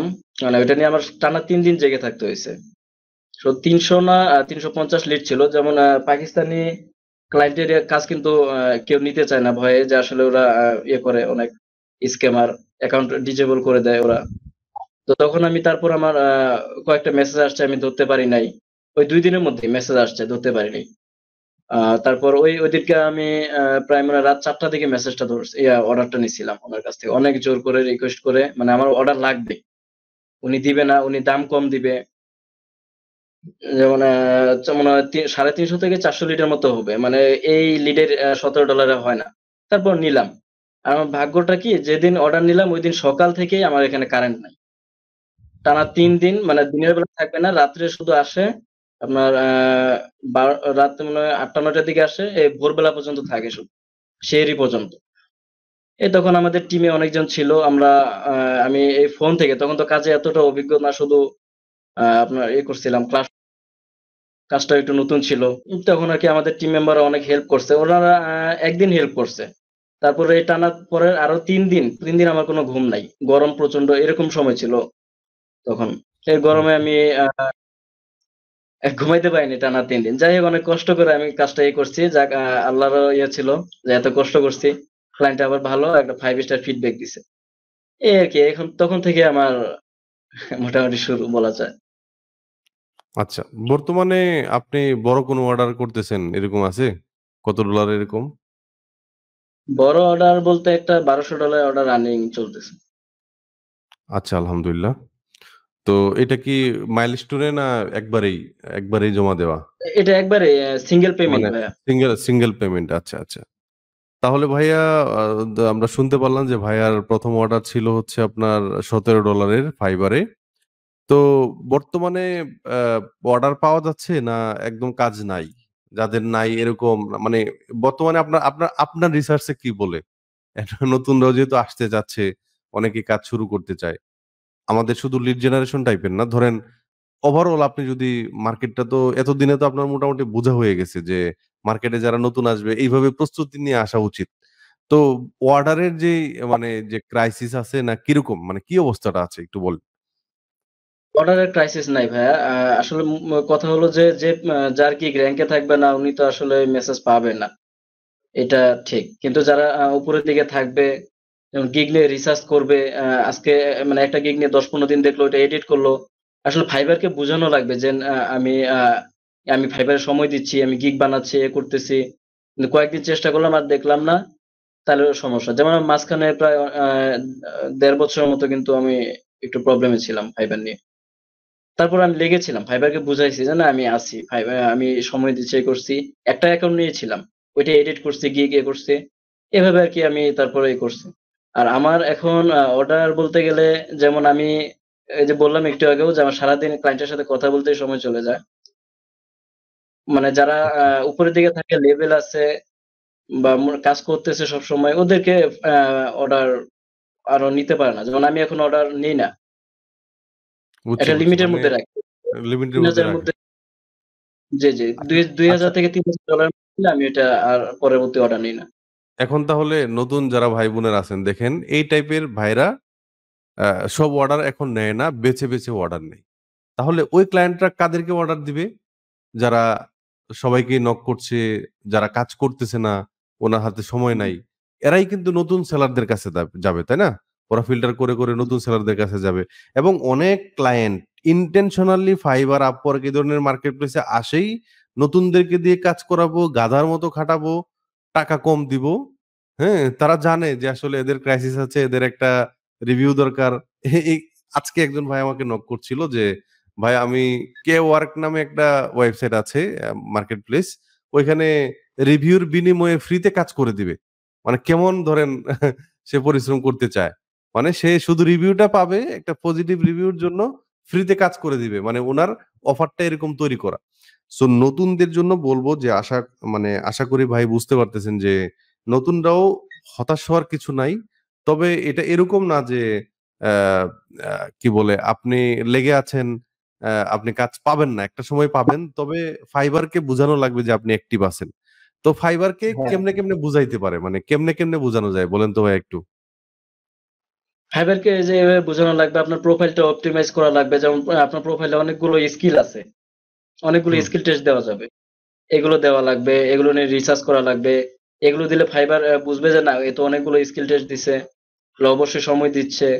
তারপর আপনার প্রোফাইল, যেমন আপনার প্রোফাইলে অনেক কিছু অপটিমাইজ করা লাগবে। ডেসক্রিপশন, আপনি যে সার্ভিস গুলো দিচ্ছেন ওই সার্ভিস গুলো আসলে অন্যদের প্রোফাইলের সাথে, ওই যে মূল কথা হলো যে আপনি গিগ বানান আর প্রোফাইল বানান। আপনি যে সার্ভিস দিবেন, যেমন লিড জেনারেশন সার্ভিস দিচ্ছেন, অন্যদের প্রোফাইল গুলো আপনি ওনাদের কি, কি লেখা আছে, ওনাদের সবকিছু ফলো করেন। জি, ওনাদের জি। ইয়াতে কি, কি দেওয়া আছে। তারপর হচ্ছে যে নিচে যে আরো ইয়েগুলো থাকে স্কিল, ২০ থেকে ৩০ টার মতো আমার সম্ভবত দেওয়া যায় ওই স্কিল গুলো। ওগুলো দেখেন ওনারা কি দিচ্ছে। মানে ওনারা লিড কম জেনারেশন ডাটা এন্ট্রি যে সার্ভিসটা দিচ্ছেন, এই সার্ভিসটা কতবার রাখছে কোথায়। তারপর হচ্ছে আপনার ইউজার নেমের সাথে এটা কোনোভাবে রাখা যায় কিনা। ওনাদের পিকচারটা গুলো কেমন। এই সবকিছু আরকি আপনার একটু ইয়ে করা লাগবে, দেখা লাগবে। তারপর ফাইবার নিয়ে আরকি আপনার কয়দিন পর, পর অপটিমাইজ করাই লাগবে। যেমন আপনি যদি গিগ বানান, আপনার ১ম অবস্থায় আগে তো ৭ টা দেওয়া যেত, এখন নাকি ৪ টা দেওয়া যায় শুনলাম। ৪ টা ৪ টা। ৪ টা ৭ টা যাই হোক। আপনার গিগ গুলো এডিট করার মাধ্যমে ইয়ার মধ্যে থাকতে হবে। মানে এটার মাধ্যমে চলতে হবে। আপনি একটা গিগ তার মা বানাইলেন, কয়েকদিন তার আবার ওইটা মানে অপটিমাইজ আপনি করে। তার মানে হচ্ছে গিগ এডিট করা যাবে, তাই তো? অনেকে আমরা মনে করি জি, যে একবার গিগ বানায় দিলে এটা একটা সময় ছিল। একটা সময় মার্কেটে ছিল যে গিগ এডিট করো না ভাই। তুমি এখন একটা লেভেলে আছো, একটা ইয়েতে আছো। দেখেন এখন কিন্তু মার্কেটটা অনেক বেশি স্যাচুরেটেড এবং কোন একটা হুম, ব্যক্তি আ সে ধরেন তার গিগটা সে প্রমোট করে রাখছে। ধরেন যেদিন থেকে প্রমোট করা বন্ধ করে দিবে সে হয়তোবা এই পেইজে নাই বা নিচের দিকে আছে। হ্যাঁ? তো ন্যাচারালি অনেকেই উপরের দিকে থাকে আবার অনেকেই প্রমোট করে থাকে। তো আমরা আগে দেখতাম আরকি ভাইয়া যে ধরেন কোন একটা ব্যক্তি সে ফার্স্ট পেইজে আসছে, অ্যা উপরের সারিতে ধরেন ২ ১ টা মানে উপরের ২ ১ টা সারিতে আছে। তো সে দেখতাম যে ৪-৫ মাস যাবৎ সে এই লেভেলে আছে। কিন্তু এখন কিন্তু এটা আপ ডাউন করে, অনেক বেশি আপ ডাউন করে। আপনি একটা রিফ্রেশ করে ১ ঘন্টা পরে আরেকটা রিফ্রেশ দেন, দেখবেন যে সে আর এই জায়গাতে নাই। সে আরেকটু নিচে চলে গেছে। বা এই জায়গাতে থাকলেও একটু এদিক সেদিক হইছে। সো এইটা হয় আরকি। সো আমি বলব যে হ্যাঁ, এবং ভাইয়ের অভিমতও যে আমাদের অভিমত হচ্ছে যে আসলে আপনি যে গিগটা দিছেন বা আপনি যে সার্ভিসটা ক্রিয়েট করছেন Fiverr এ বা Upwork এ যেটা করবেন যে আপনি অ্যাকাউন্টটাকে একদম ডাইরেক্ট ফিক্সড করে ফেলবেন না। এটার গিগের সবকিছুই আপনি অপটিমাইজ করতে পারবেন। আচ্ছা ভাইয়া, গিগ এডিট করার মানে কৌশলটা বলেন তো, সবাইকে একটু বলে দেন। গিগ এডিট করে কি এটা কি পোস্ট করে করা লাগবে না কেমনে করা লাগবে এটা? হ্যাঁ, গিগ অবশ্যই পোস্ট করে তারপর করা লাগবে এডিট। আচ্ছা, আপনারা যখন গিগটা এডিট করবেন তখন আপনারা পোস্ট করে তারপর অপটিমাইজ করতে পারবেন। গিগের ছবি, টাইটেল, ডেসক্রিপশন সবকিছু তো চেঞ্জ করা যাবে নাকি? হ্যাঁ, সবকিছু চেঞ্জ করা যাবে। কিন্তু ওই যে শুধু গিগের লিঙ্কটা একই থাকে, কিন্তু গিগের লিঙ্ক একই থাকুক সমস্যা নাই। ওইটা নিয়ে কোনো কিছু হবে না। আপনি যখন আচ্ছা। গিগটা করবেন, এডিট করবেন মানে ফাইবারের অ্যালগরিদম ধরতে পারলেই হইল। আরেকটা আছে যে আপনার যখন অর্ডার কিউতে থাকবে তখন এমনিতে আপনার গিগটা উপরের দিকে থাকে, ন্যাচারালি থাকে। তখন আপনি এডিট করতে পারেন যখন যারা কাজ পাওয়ার পর এডিট করতে চান আরকি। আচ্ছা ভাইয়া, তাহলে আমরা তাহলে বুঝলাম কিছু প্রাইমারিলি কিছু কথাবার্তা বললাম। এখন আপনি আমাকে বলেন যে আপনি তো এর আগে টাকা পয়সা ইনকাম মার্কেট প্লেসের মানে ফ্রিল্যান্সিং এর বাইরে করেন নাই, তাই না? না, না। আর আর কোন জব জব করার ইচ্ছা আছে বাংলাদেশে, যে ট্র্যাডিশনাল যে জব এগুলাতে মানে যাওয়ার ইচ্ছা আছে বা এই টাইপের? না ভাই আসলে যাওয়া ইচ্ছা না। আমি আরেকটা কথা বলি মানে আমার জবের প্রতি কখনো ইচ্ছা ছিল না। আর আমার আমার এই ফ্রিল্যান্সিং এ ঢোকার আগে মানে ২০ সালের আগে সম্ভবত ১৯ সালের দিকে আমার একটা আমাদের বাড়ির পাশে একটা সরকারি মাদ্রাসা ওই নতুন হইছে। ওইটাতে আমার মানে জব প্রায় কনফার্ম করেই ফেলছিল। না আমার কখনো ইচ্ছা হয় না যে আমি সরকারি জব হোক বা এই যে বিদেশ যাওয়া, কোনো অন্য কারো অধীনে জব এগুলো আমার কখনোই ইচ্ছা না। ওই যে ফ্রিল্যান্সিং মুক্ত পেশা মানে হুম, আমার হুম। এরকম একটা ইচ্ছা ছিল, পুরো ইচ্ছা ছিল যে আমি এটাই করব। আমার এটা করাই লাগবে। আমি অন্য কিছু করব না। আচ্ছা, এই আরকি। মাঝে আমি কিন্তু আপনাদের ওই যে আ ইনশাআল্লাহ আরো তো অনেক মানুষ আসবে আপনার পরে। তো সবারই ওই যে হার্ড ওয়ার্কিং টা আমি কাছ থেকে দেখতেছি মোটামুটি অনেকদিন যাবতই।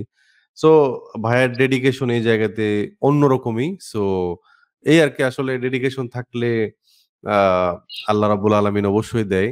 আচ্ছা ভাইয়া, আমার কাছে তো মনে হয়, আপনার কাছে কেমন মনে হয় এটা জানি না। তবে আমি যেহেতু এখানে একটা আড্ডা টাইপেরই কথাবার্তা হচ্ছে। আমার কাছে মনে হয় যে আপনি কাজ শিখতেছেন, আপনি অ্যা অর্ডার পাবেন না, না পাবেন। আপনি এগুলো অনেকটাই না আপনার রিজিক কেমন, আপনার আল্লাহ রিজিক রাখছে কিনা, আপনার লাকের উপরেও কিছুটা ডিপেন্ড করে। এটাকে আপনি করতে পারছেন কিছুটা? অনুভব করতে পারছেন? আমার কাছে এটা মনে হয় আরকি। এখন এই মুহূর্তে এসে। হ্যাঁ, ভাইয়া কিছুটা লাকের উপরও করে। যেমন এই যে আমি বললাম যে ২ দিনের মধ্যে অর্ডার পাইছি আমি। অনেকে যতই ভালো করে করুক হবে না। পরবর্তীতে আমি আরো গেক বানাইছি। এগুছি পরবর্তীতে আর ২ দিনের মধ্যে পাইনি। হুম, হুম, ওটা হুম। ভাগ্যেরও ব্যাপার লাগে। আমি একটা জিনিস জানি যে পরিশ্রম করা লাগবে খুবই। আর নামাজ পড়া লাগবে, ইবাদত করা লাগবে, আল্লাহর কাছে চাওয়া লাগবে। আল্লাহ অবশ্যই ইনশাআল্লাহ দিবে। এই ২ দিন আগে হোক পরে হোক দিবে। আমার যেটা বিশ্বাস। তো চাওয়ার মতো চাইতে হবে। শুধু চাইলেই হবে না, কঠোর পরিশ্রম করা লাগবে। মানে আমি যে এটা হবো আমার এটা একটা জিনিস ভাবা লাগে যে না আমি এটা করেই ছাড়বো। এখানে এই ভিডিওটা দেখবে অনেক মানুষ আছে এরকম, যে যারা ১-১.৫ বছর ধরে লেগেছিল, ২ বছর ২.৫ বছর ধরে লেগে আছে, কাজ পাচ্ছে না। ঠিক আছে? এদের ভিতরে একটা সংখ্যা এরকম আছে যে টানা ২ মাস ৩ মাস লেগে থাকে নাই। উনার হয়তোবা কোনো একটা পার্সোনাল ক্রাইসিস এর কারণে, উনার একটা পরীক্ষা ছিল, উনার একটা ঝামেলা ছিল, উনার মারা যাইতে পারে, বাসায় মানুষ মারা যাইতে পারে, হয়তোবা লেগেছিল না। মানে লেগে থাকার সুযোগ ছিল না। তো ওই সকল মানুষদের জন্য যারা আসলে কন্টিনিউয়াস লেগে থাকতে পারেন। আচ্ছা ভাই, আপনি ফাইবার এ কাজ শুরু করার পরে এরকম কি মানে আ বেশিদিন হইছে যে আপনি একদম টাচেই না, এরকম কি হইছে? আপনি ফাইবার এ ঢুকতেছেন না বা এটা খেয়াল করতেছেন না, অনলাইনে থাকতেছেন না। এরকম কি মানে খুব বেশি দিন হইছে? বা মানে আপনি উম কিভাবে এটা মেইনটেইন করছেন? এই এত লম্বা সময় ধরে? না, না এরকম আমার মনে হয় না যে আজকে ৩ বছরের মধ্যে মানে আমি যখন থেকে এই অ্যাকাউন্ট খুলছি, অ্যাকাউন্ট খোলার পর থেকেই যতভাবে মানে ফাইবারে অ্যাক্টিভ থাকা যায়, সবসময় কিভাবে করা যায় মানে আমি চেষ্টা করে সবসময় চেষ্টা করছি। আর টানা একদিনও আমি অ্যাক্টিভ থাকি নাই এরকম আরকি আমার হয় নাই কখনো। তাহলে ডেডিকেশনটা একটু অন্যরকমই ছিল, তাই তো? তো জি। যারা, যারা ১-১.৫ বছর ধরে ২ বছর ধরে লেগে আছেন, হয়তোবা আপনার কোন ত্রুটি ছিল। আপনার অনলাইনেই থাকা হয় না। ভাই কোন সময়টাতে অনলাইনে থাকবে ভাই, নতুনদের জন্য একটু বলে দেন। আপনার যে ক্লায়েন্টরা ছিল তারা বেশিরভাগ কোন দেশের ছিল? এবং আপনি কোন সময়টাতে অনলাইনে থাকেন? এই জিনিসটা একটু ক্লিয়ার করে দিন ভাইয়া। আমি ভাইয়া বলতে গেলে ২৪ ঘন্টায় অনলাইনে থাকি। আর আ কোন দেশের ক্লায়েন্ট বলতে গেলে যেমন ১০০ র মধ্যে ৭০% বলতে পারেন ইউএস এর ক্লায়েন্ট।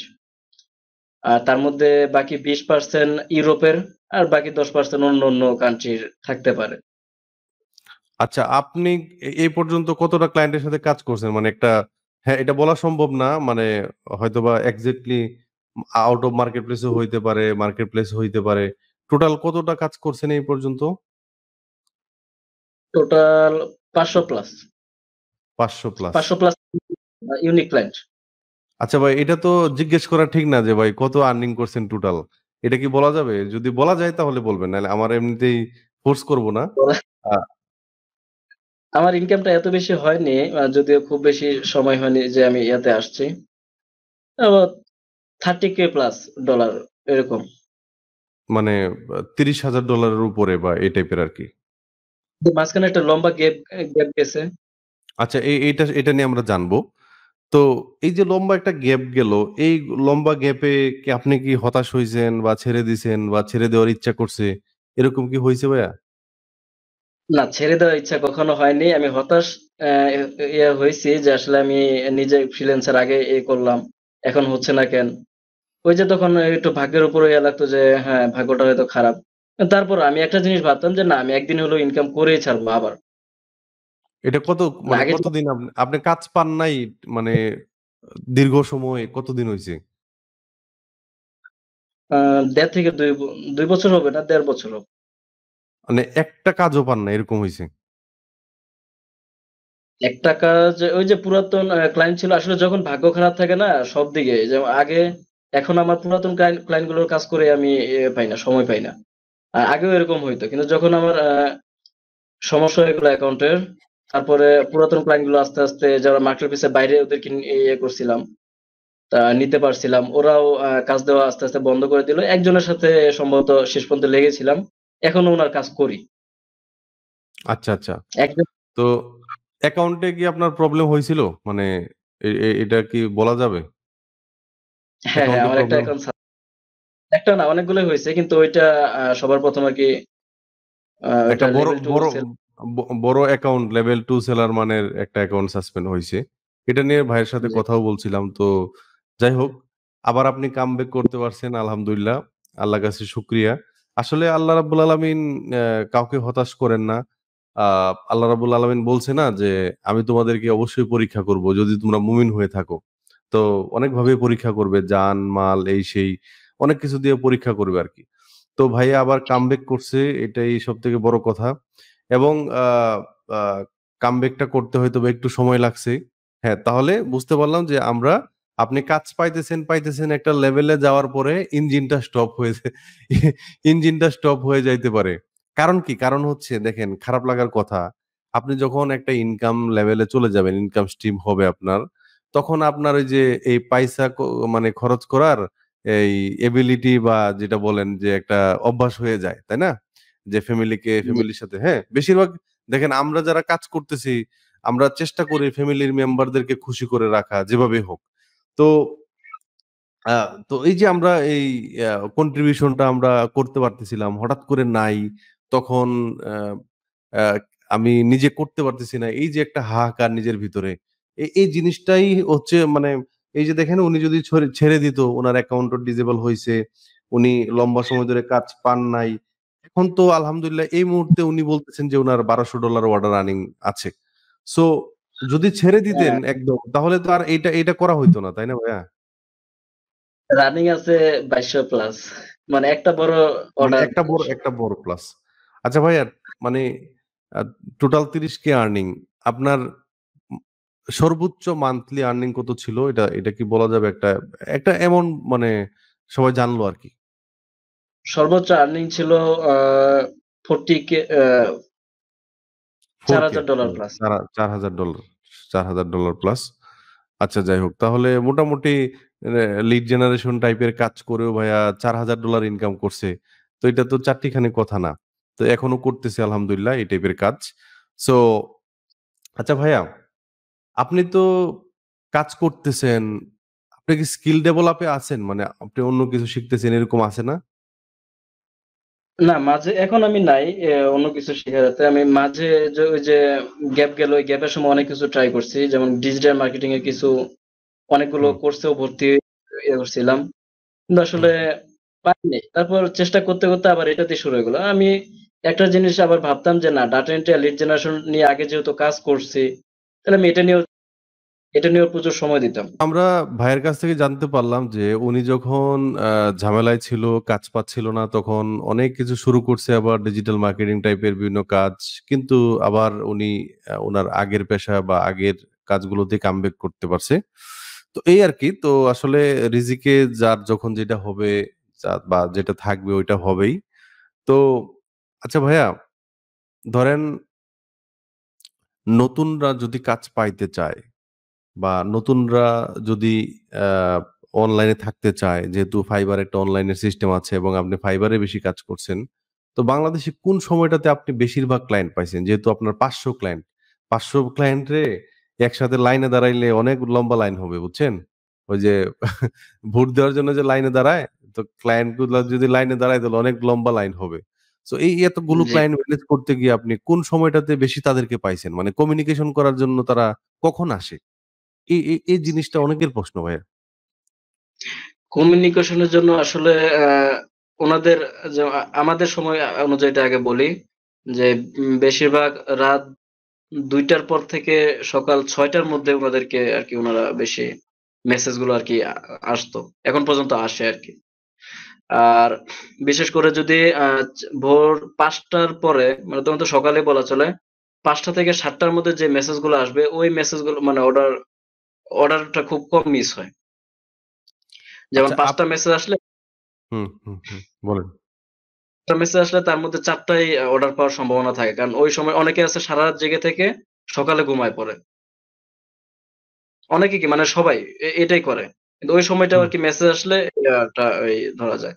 যেমন ওই সময়টা হচ্ছে উনাদের মানে অফিস শেষের টাইম। ইউএস হুম, এর অফিস টাইম হচ্ছে সকাল ৯টা থেকে বিকাল ৫টা পর্যন্ত আমরা সাধারণত জানি। আমাদের একটু দেখা লাগবে যে আসলে উনাদের উনারা হচ্ছে লাঞ্চের টাইম, উনাদের সময় অনুযায়ী অফিসের লাঞ্চের টাইম যখন হবে আর হচ্ছে আ উনাদের যখন ছুটির সময়টা হবে। যেমন উনাদের সময় অনুযায়ী ৫টা অথবা ৭টা এরকম হতে পারে। আবার ঘুমানোর সময়টাও হয়। এজন্য আরকি উনাদের সাথে যেহেতু আমাদের টাইমটা পুরোটাই উল্টা বলা যায়। অনেক ডিফারেন্ট।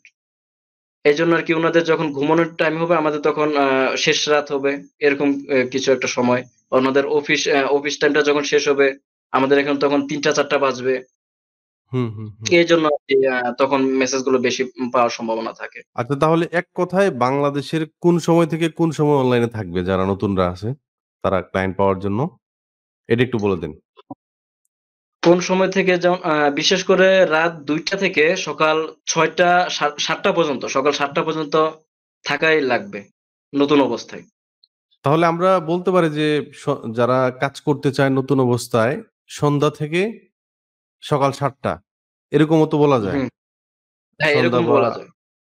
৭টা-৮টা সন্ধ্যা থেকে। থেকে ধরেন এশার নামাজ পইড়া বসলো বা এই হুম, টাইপের আ বা তাহলে সকাল ৭টা-৮টা পর্যন্ত বসলো। এর ভিতরে ক্লায়েন্ট আসতে পারে।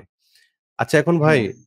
আপনি যে ক্লায়েন্ট গুলাকে ম্যানেজ করছেন, মানে ইংরেজির লেভেলটা, ইংরেজি নিয়ে অনেকের অনেক প্রবলেম আরকি বুঝছেন? সো ইংরেজি লেভেলটা মানে ক্লায়েন্টরা কি কইলে মানে অনেকে বলে আরকি যে, "ভাই আমারে কিছু টেমপ্লেট দেন।" আমি তো ভাই তাদেরকে বলি যে, টেমপ্লেটে কাজ হবে না। ক্লায়েন্টরা যখন যার যেরকম আ মানে যার যেটা চাইবে তখন ওইটা যদি আপনি দিতে পারেন, ভাই আপনি যখন কমিউনিকেশন করেন, আপনি কিভাবে করেন? মানে আপনি তাদেরকে কি বলেন আর কি বললে এই ৫০০ টা অর্ডার যে পাইছেন আপনি, এটা কি বলার কারণে পাইছেন বলেন? এটা একটু বলে দেন সবাইরে। আচ্ছা, আমি আসলে ইংরেজির ব্যাপারটা একটু যদি বলি, এটা আসলে একটা ভালো খবর দিতে চাই। মানে আমি নিজেও আজ পর্যন্ত যদি একটা সেন্টেন্সও লিখতে যাই, আমি ট্রান্সলেট ছাড়া লিখতে পারি না। মানে আমি স্টুডেন্ট এত ভালো ছিলাম না। আসলে একটা আচ্ছা। কনফিডেন্স থাকা লাগবে। আমিও ১ম এটা নিয়ে খুব ছিলাম যে আসলে আমি ইংরেজি পারি না। আমি কি ফ্রিল্যান্সিং পারবো কিনা? আমি যে মানে যখন থেকে বুঝলাম যে আসলে Google Translate একটা আছে, সুবিধা আছে। এটার মাধ্যমে আরকি আমি কমিউনিকেশন করতে পারি। কিন্তু হচ্ছে কি উনাদের সাথে যেমন ১ম অবস্থায় যদি কোন ক্লায়েন্ট মেসেজ দেয় উনাকে সর্বোচ্চ মানে সর্বোচ্চ টাইম ১০ সেকেন্ডের মধ্যে উনাকে রিপ্লাই দেওয়া লাগবে। তাহলে একটা সম্ভাবনা থাকে। যে ঠিক ওকে থ্যাংক ইউ দিয়ে যে thank you for your message. Please send me your requirement বা উনি যে ১ম মেসেজেই রিকোয়ারমেন্ট গুলো বলে দেয়। যে বলা লাগবে যে yes I'm just checking your requirements. Please give me 30 second বা 1 মিনিট এরকম কিছু হুম। একটা বলে আরকি উনাকে একটু আশা দেওয়া লাগবে যে হ্যাঁ, আমি দেখতেছি রিকোয়ারমেন্টটা। তারপরে রিকোয়ারমেন্ট অনুযায়ী উনাকে প্রশ্ন করা লাগবে। মানে উনাকে খুব বেশি সময় নেওয়া যাবে না। কারণ একটা ক্লায়েন্ট এক মাঝে, মাঝে দিতে পারে কিন্তু বেশিরভাগ ক্লায়েন্টে যদি নতুন অবস্থায় যাদেরকে মেসেজ দেয় ৪-৫ জনকে একসাথে দেয় বা আরো বেশি সেলারকে দেয়। তখন আরকি উনাকে এজন্য এটা মাথায় রাখা লাগবে যে না উনি আরো অনেকজনের সাথে কথা বলবে। যেহেতু অনেকজনকে মেসেজ দেয়। নতুন অবস্থায় কিন্তু নতুন সেলারদেরকে একজন মেসেজ শুধু একজনকে মেসেজ দেয় না। তখন আরকি উনারই ওই অনুযায়ী কথা বলার করা লাগবে রিকোয়ারমেন্ট অনুযায়ী। মানে ও প্রশ্ন করা লাগবে ঠিক আছে কিন্তু বাইরের কোনো যেমন যে হাউ আর ইউ? যে আপনি খেয়েছেন কিনা? এগুলো আরকি কোনো ইয়া করা যাবে না। রিকোয়ারমেন্ট অনুযায়ী উনাকে প্রশ্ন করে, করে বিজি রাখা লাগবে। উনি যেন বুঝে মানে ১ম ২-৩ টা মেসেজ যদি রিকোয়ারমেন্ট অনুযায়ী করা যায়, যেমন উনি ঠিক আছে বলল, উনার রিকোয়ারমেন্ট বলল যে আমার এই ইন্ডাস্ট্রি কোম্পানিগুলো আমার লাগবে। তো আপনি উনাকে একটা এই অনুযায়ী করলেন কোয়েশ্চেন করলেন যে ঠিক আছে আপনার কি, কি ফিল্ড প্রয়োজন? মানে কোন, কোন কলাম প্রয়োজন? একটা দিলেন যে আপনার business name, address, phone number এগুলো প্রয়োজন নাকি আরো কিছু প্রয়োজন? বা আপনি টার্গেটেড লোকেশন কোথায়? এই রিলেটেড কোয়েশ্চেন গুলো মানে উনার ইন্ডাস্ট্রি উনার রিকোয়ারমেন্ট অনুযায়ী প্রশ্ন করা লাগবে। একে করে এভাবে প্রশ্ন করে তারপর ক্লায়েন্ট বুঝবে যে না ঠিক আছে। উনি আমার ইয়েগুলো বুঝছে, উনি কাজটা পারবে। উনি অভিজ্ঞ আছে। তারপর ক্লায়েন্ট আরকি আপনার জন্য সময় দিবে। পরবর্তী আপনি ১০ মিনিট লাগুক বা ০.৫ ঘন্টা লাগুক পরে সমস্যা নাই। কিন্তু ১ম ২-৩ টা মেসেজ অন্তত ১ম ২ টা মেসেজ আরকি রিকোয়ারমেন্ট অনুযায়ী দেওয়া লাগবে। উনাকে প্রশ্ন করা লাগবে। আচ্ছা তাহলে আরকি এখন তো একটা ফিচার আছে যে আপনি সময় বাড়ায় নিতে পারেন, তাই না? ক্লায়েন্টের কাছ থেকে। জি। হ্যাঁ, এই ক্লায়েন্ট অর্ডার শুরু হওয়ার পর। অর্ডার শুরু হওয়ার পরে আপনি তাকে আ বলে বাড়ায় নিতে পারেন, তাই না? অর্ডার টাইমটা। সো এটা একটা হুম। ইয়ে আছে। তো ধরেন আপনি যদি ক্লায়েন্টকে হুক করতে চান, মানে কাজ করতে চান আসলেই কাজ করার মন মানসিকতা থাকে। তো অনেকে যেটা করে ভাই যে অনলাইনে থাকে, সে দুনিয়ার কাজ করতেছে, আরেকটা রিফ্রেশার অন করে গেছে গা। ভাই কি রিফ্রেশার অন করেন? অন করে রাখেন এরকম? আমি রিফ্রেশার অন করি, ঠিক আছে। কিন্তু ওই যে ঘুমানোর সময়টা আর আমি ১ম, আচ্ছা, ১ম নতুন সেলার যারা ওনাদের সারা রাত জাগতে হবে। আমি নিজেও জাগছি। এখনো আমি জাগি। তবে আমি সপ্তাহে আরকি যদি ৪ দিন জাগি তার ২ দিন ঘুমাই বা ৩ দিন ঘুমাই। এরকম আরকি আমি স্বাস্থ্যটা ঠিক রাখার জন্য অ আরকি এভাবে আমি ইয়ে করি।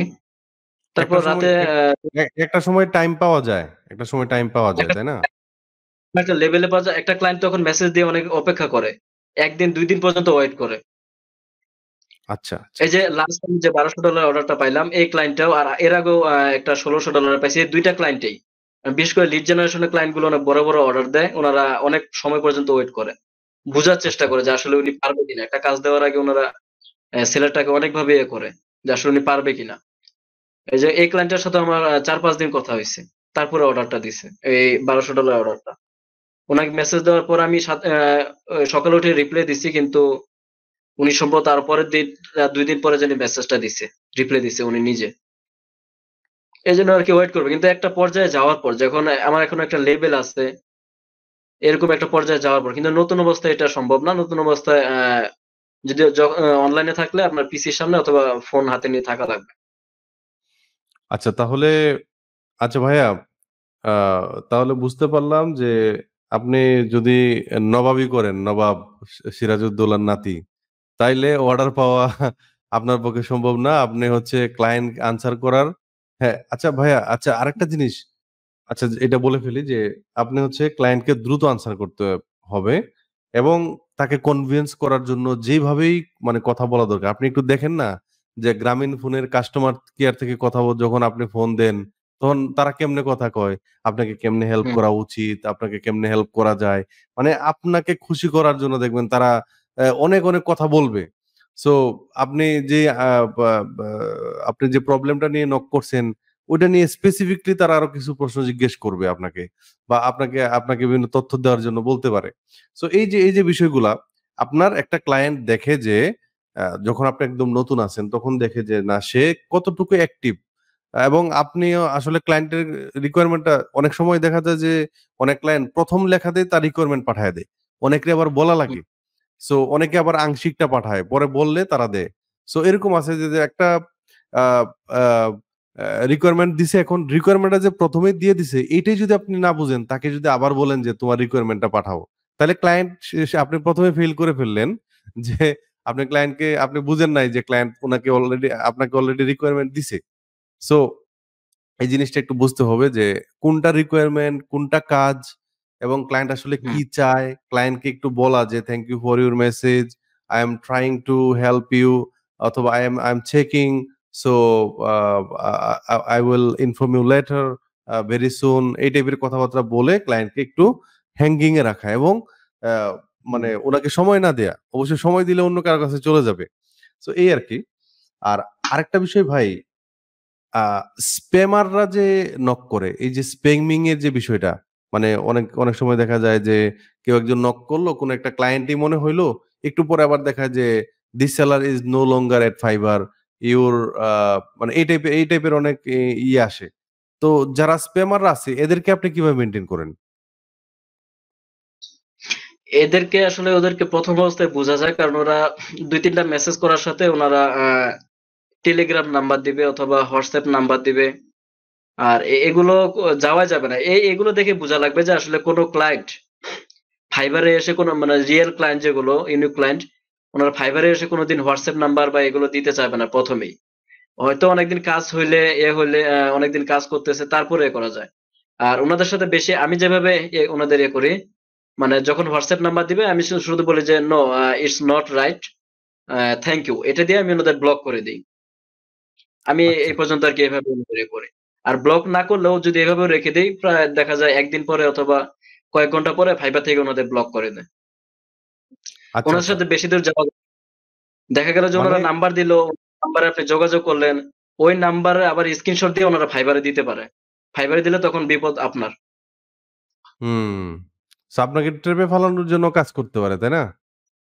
হ্যাঁ, আচ্ছা। এজন্য আরকি উনাদেরকে একটা থ্যাংক ইউ দিয়ে শুধু যে ইটস নট রাইট এটা দিলে আরো ফাইবার নিজে থেকে খুশি হয় যে না ঠিক আছে উনি বাইরে যাইতে চায়নি।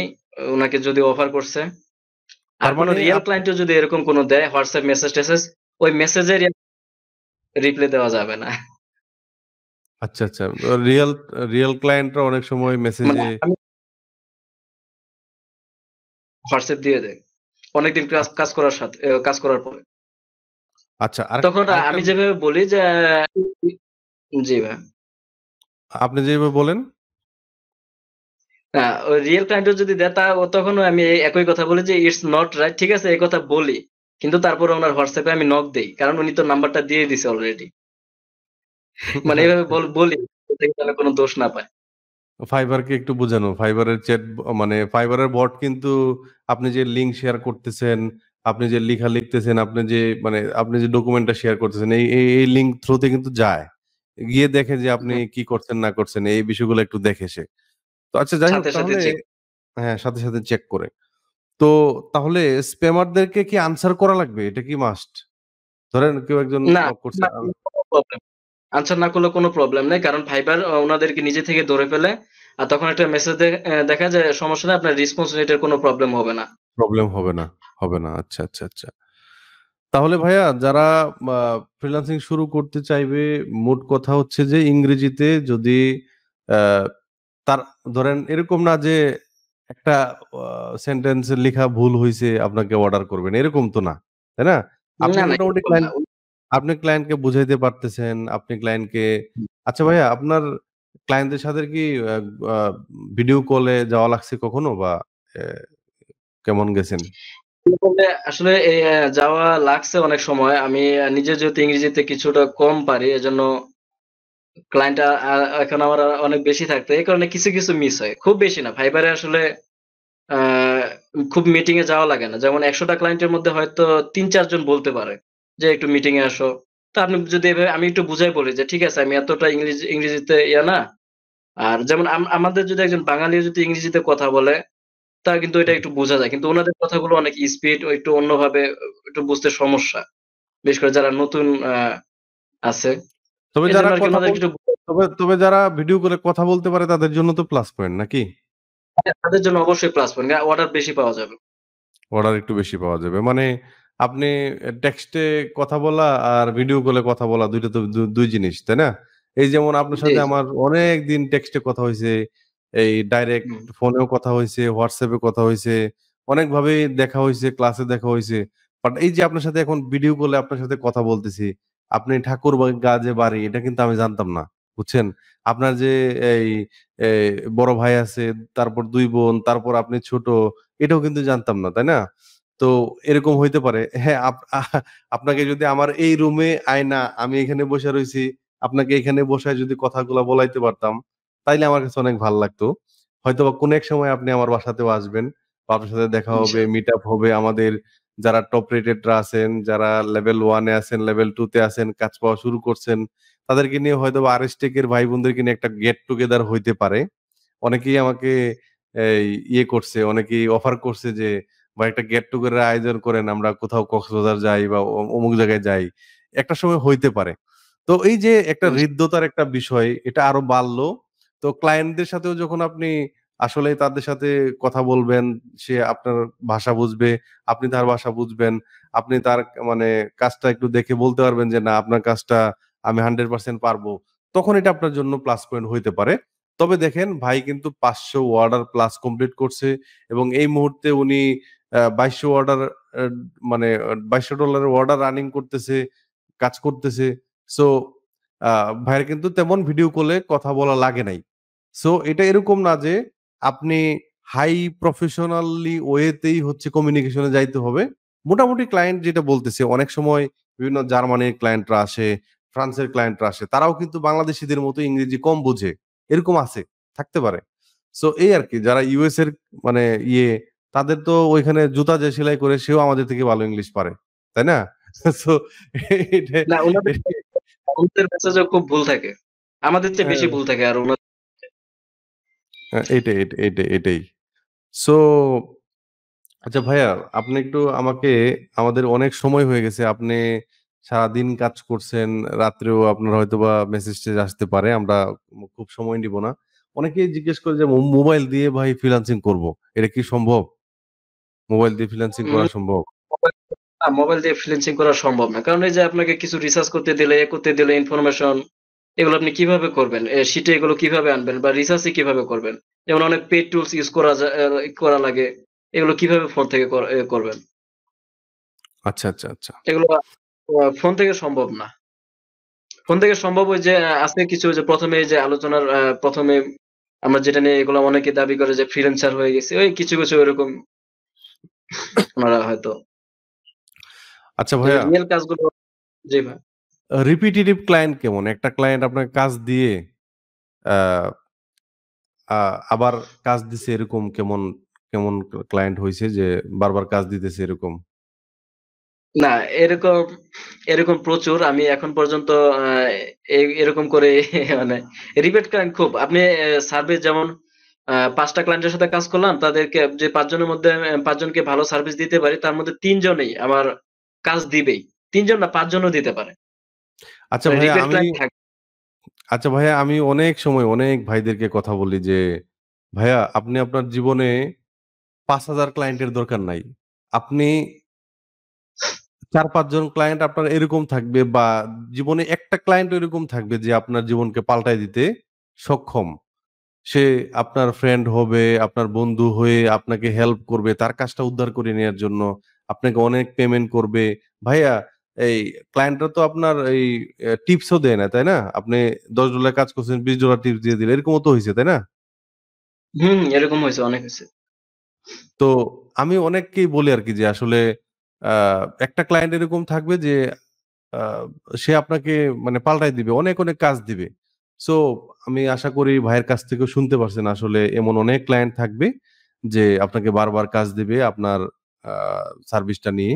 আচ্ছা ভাইয়া, ফাইবারে কিন্তু আ কি করা যায়? আপনি যখন এখন এই মুহূর্তে যেটা করা যায়, আপনি যেই কাজটা করে জমা দিচ্ছেন, ক্লায়েন্ট কিন্তু আপনার তার যে রেটিংটা আছে বা রিভিউটা আছে এটা কিন্তু এখন এডিট করতে পারবে। ঠিক আছে? এটা কিন্তু একটা প্রবলেম। নতুনদের জন্য একটু প্রবলেম যারা কাজ ভালো করে দিবে না বা অনেক সময় আধা-সাদা কাজ করে আরকি। মানে 80% 90% 70% কাজ করে আর পারে না। এরকম আছে অনেকেই। সো আ এই জিনিসটা কি আপনি জানেন বা আপডেটে আসছে আপনার নজরে আসছে? হ্যাঁ, এটা আপডেটও আসছে। আর এটার আমার একটা প্রবলেম হইছিল এটার জন্য। আমি আমার তো এখন নিজেও কাজ করতে পারি না। তারপরও অনেকজনকে দেওয়া লাগে। একটা ১০,০০০ লিডের কাজ, লিডের কপি পেস্টের কাজ।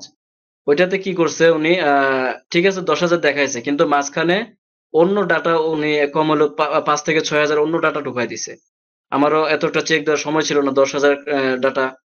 তখন ক্লায়েন্ট কি করছে? ক্লায়েন্টকে জমা দেওয়ার পর উনিও দেখছে যে হ্যাঁ, ঠিক আছে সব ঠিকঠাক। উনি কাজটা জমা নিছে এবং ৫ স্টার করছে। সাথে ফিডব্যাক দিছে।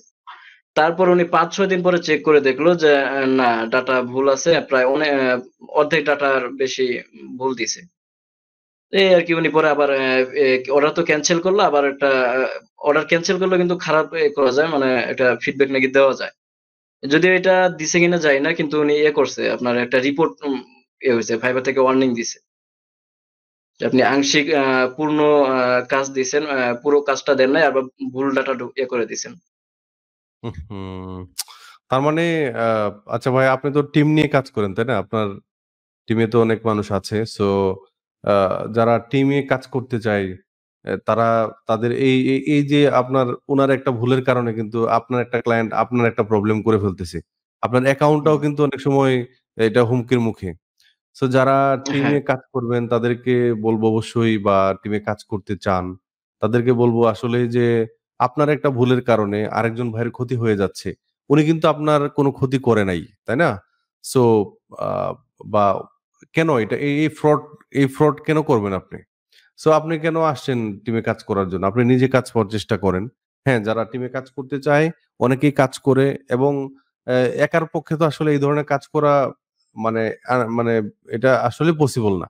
সো যারা টিমে কাজ করতে চায়, অনেক সময় দেখা যায় যে সে টিমে কাজ করতে, করতে তার নিজের কোনো কেরিয়ার হয় না, নিজের কোনো প্রফেশন হয় না। তাদের বেলায় আপনি কি বলবেন ভাইয়া? নিজের কোনো হয় না বা তাদের বেলায় বলব যে আসলে ১ম এ আপনি আপনি যে মানুষকে হায়ার করতেছেন বা আপনার কাজ মানে কাজগুলা করাইতেছেন, এটা কিভাবে করেন? এবং যারা কাজ করতেছে অলরেডি আপনার আন্ডারে হোক বা অন্য টিমের আন্ডারে হোক, তাদের প্রফেশনটা যে হচ্ছে না এই ব্যাপারে একটু বলবেন। আসলে আমি আমার টিমে যারা আছে ওনাদেরকে আমি কয়দিন আগেও ক্লাস নিয়েছিলাম ফাইবার প্রোফাইল ক্রিয়েট করার।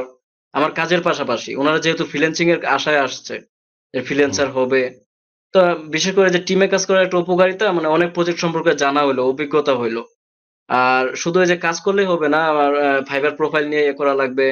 যেমন আমি ফাইবার প্রোফাইল নিয়ে আবার ফাইবার গিগ নিয়ে মানে সম্পূর্ণ ফাইবারের উপর যা কিছু আছে, এটা নিয়ে আমি ক্লাস নিছিলাম এবং এই ক্লাসের নেওয়ার পরেই আমার টিম থেকে প্রায় ২-৩ জন মোটামুটি হালকা পাতলা আরকি মেসেজ পাচ্ছে, অর্ডার টুকটাক পাচ্ছে। মানে আমি এটা চেষ্টা করি। তবে এই যে সবারই চেষ্টা করা লাগবে যে আসলে আমি টিমে কাজ করতেছি ঠিক আছে, আমার নিজের প্রোফাইলটা কিভাবে দাঁড় করানো যায় ওইটা করা লাগবে। আচ্ছা, আচ্ছা। তাহলে আ যারা টিমে কাজ করতে চান, আমি বলব যে আসলে আল্টিমেটলি আ একজন বোন আমার কাছে গত ৬ মাস আগে আমার কাছে আসছে। তো উনার প্রফেশনটা এরকম যে উনি মানে বিভিন্ন টিমের সাথে কাজ করে আরকি। তো উনি আমার কাছে আইসা বলতেছে, "ভাই টিমে তো বহুদিন ধরে কাজ করলাম। আমার জীবনটা তো এদিকে আমি দিয়ে দিলাম আরকি।" তো তো আল্টিমেটলি আমার কিছু হয় না আরকি। ভাই এখন আমি কি করব? কি করা যায়? সো আসলে আ আমি বলতে চাই যে টিমে কাজ করতেছেন এটা এরকম না যে আ আপনি কাজ করতেছেন না। আপনি কিন্তু কাজ করতেছেন। আরেকজন ভাইকে হেল্প করতেছেন, নিজেও পেমেন্ট পাচ্ছেন। হ্যাঁ, হয়তোবা উনার মাধ্যমে আপনার রিজিকটা ছিল। এরকমই আরকি। তো এইটা এরকম আরকি যে ধরেন আপনি যার সাথে কাজ করতেছেন তার সাথে কথা বলা, তার কমিউনিকেশন এ সে কিভাবে কথা বলে, তাকে জিজ্ঞেস করতে পারেন। উনাকে জিজ্ঞেস করতে পারেন যে, "ভাইয়া আমার কি করা উচিত? আপনার তো হচ্ছে, আমি আপনাকে হেল্প করছি।" এর পাশাপাশি যদি কোনো টিপস থাকে তাহলে একটু বলা বা একটু গেদার করার চেষ্টা করা। এভাবে আগাইতে পারেন। পাশাপাশি আ এরকম আছে যে না কিছু ভাইয়ের ক্ষেত্রে এরকম দেখেছি যে তারা টিম ছাইড়া দিয়া আগামী ৫-৬ মাস স্ট্রিক্ট লাইগা ছিল, তারপর নিজেই কাজ পাইয়া গেছে। এরকমও হইছে। এ এ এর এরকম হইছে আরকি। তো এটাই আরকি যে যারা টিম নিয়ে কাজ করে বা এই টাইপের কাজগুলা যখন আপনি করতে যাবেন তখন আপনার টিম লাগবে। আপনার টিম পরিচালনা করার একটা যোগ্যতা লাগবে। তাকে ম্যানেজ করার একটা যোগ্যতা লাগবে। ওই যে ৬,০০০ ৫,০০০ ডাটা যে ওনার ঢুকাইয়া দিল, সময়ের কারণে দেখতে পারে নাই। এটাও একটু আ ইয়ে করতে হবে, তাই না? এটা একটু চেক করে দিতে হবে। এবং আমরা যারা নিজেরা কাজ করব অন্য একজন ভাইয়ের হয়ে, তো চেষ্টা করা আরকি যে দেখেন আপনি ঠকাইতেছেন। আমরা অন্যায় করি, অন্যায় করে মনে করি যে কেউ দেখে নাই। কিন্তু কিরামান কাতিবিন যে লিখতেছে, আমাদের আমলনামায় যা লিখতেছে আল্লাহ উপরে দেখতেছে। আমার আমলনামায় আমি যা করতেছি, এই যে আমরা যে এখন কথাগুলা বলতেছি, এগুলা কি মনে করেন আমার আমলনামায় লেখা হচ্ছে? লেখা হচ্ছে না? সো মিলন ভাই কি বলেন? আমাদের আমলনামায় লেখা হচ্ছে না? আল্লাহ তো জি, দেখতেছে যে অবশ্যই। আমরা আল্লাহ তো আল্লাহ তো দেখতেছে আমরা কোন উদ্দেশ্যে কথা বলতেছি। এবং আমাদের এই আমলনামাগুলা কিন্তু আমরা দেখতে পারবো। আরে এতগুলা বা মানুষে আমরা কথা বলছি। এত ফাইবার নিয়ে এত কথা বলছি যে এই বিষয়গুলা কিন্তু আমরা দেখতে পাবো। হ্যাঁ? সো আপনি যদি কাউকে ঠকান, সো এটা কিন্তু নামায় আমলে লিখা থাকবে। এবং আমরা মরে যাওয়ার পরে আমাদের বডিটা থাকবে না। রুহ নিয়ে যাবে হচ্ছে মালাকুল মউত। আমার ধন সম্পত্তি নিয়ে যাবে, আমার ছেলে-মেয়ে, ঠিক আছে? আমার এই দেহর যে হাড় মাংস এগুলো আছে এগুলা পোকামাকড়ের আপনার কি থাকবে? আপনার হচ্ছে নামায়-আমল থাকবে। সো এখানে লিখা থাকবে যে আমি একজন মানুষকে ঠকাইছিলাম। সো এটা কেন? এটা করা যাবে না আরকি। সো আমি চেষ্টা করতেছি যারা নতুনরা আছেন, যারা কাজ পাওয়ার চেষ্টা করতেছেন, অনেকদিন ধরে লেগে আছেন। এই যে আমি কিন্তু ভাইয়ের সাথে আগেও বোধহয় আ প্রায় ১.৫ বছর বা ২ বছর আগে একবার কথা বলছিলাম যে, "ভাইয়া আমি আপনাদেরকে নিয়ে এভাবে বসতে পারি।" হয়তোবা আপনাকে বলছিলাম কিনা আমি জানি না। মিলন ভাইকে কি বলছিলাম বলছি আমি? হ্যাঁ, একবার বলছিলেন। বলছিলাম। তো এখন আমি প্রয়োজন মনে করতেছি যে আসলে এই যে একটা মানুষের অভিজ্ঞতা হইলো, উনি ৫০০ ক্লায়েন্ট ম্যানেজ করলো। এই ম্যানেজিং এর যেই অভিজ্ঞতা, হ্যাঁ, এটা হইতে পারে যে আমরা একটা সেগমেন্টে আলাদা করে আমরা একবার বসতে পারি যে, "ভাইয়া আপনি যে ৫০০ ক্লায়েন্ট ম্যানেজ করছেন, এটার কমিউনিকেশন এ আপনি কিভাবে করছেন?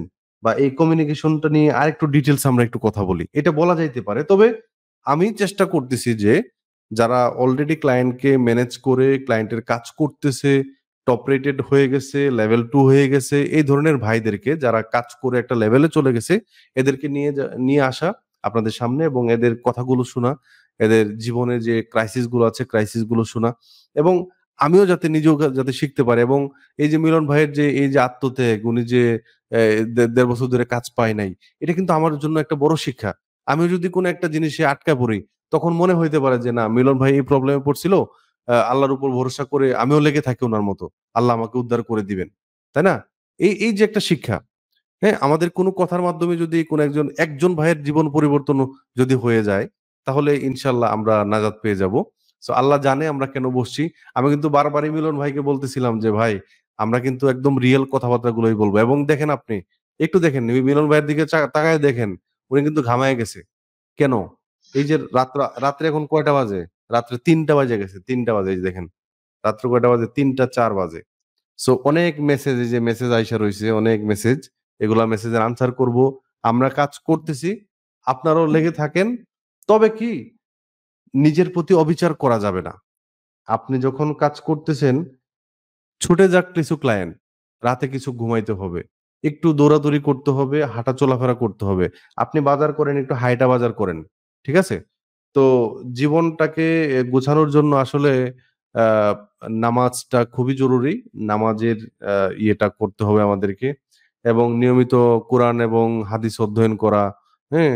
আল্লাহ রাব্বুল আলামিন যেভাবে বলেছে ওইভাবে চলা এবং আমাদের জীবনটা একদমই অল্প, সামান্য। আমি কখন মরে যাই জানি না। এই ভিডিওগুলা হয়তোবা থেকে যাবে। কোন একটা সময় আপনারা খোঁজ পাইতে পারেন যে অ্যা রাসেল ভাই নাই, মিলন ভাই নাই, তাই না?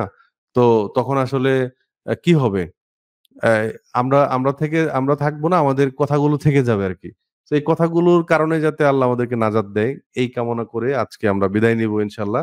তো ভাইয়া সর্বশেষে একটা কথা বলতে চাই যে ফ্রিল্যান্সিং এ ডার্ক সাইড বলেন বা স্ক্যামিং বলেন, এই বিষয়গুলা নিয়ে আপনার কোনো অভিমত আছে কিনা?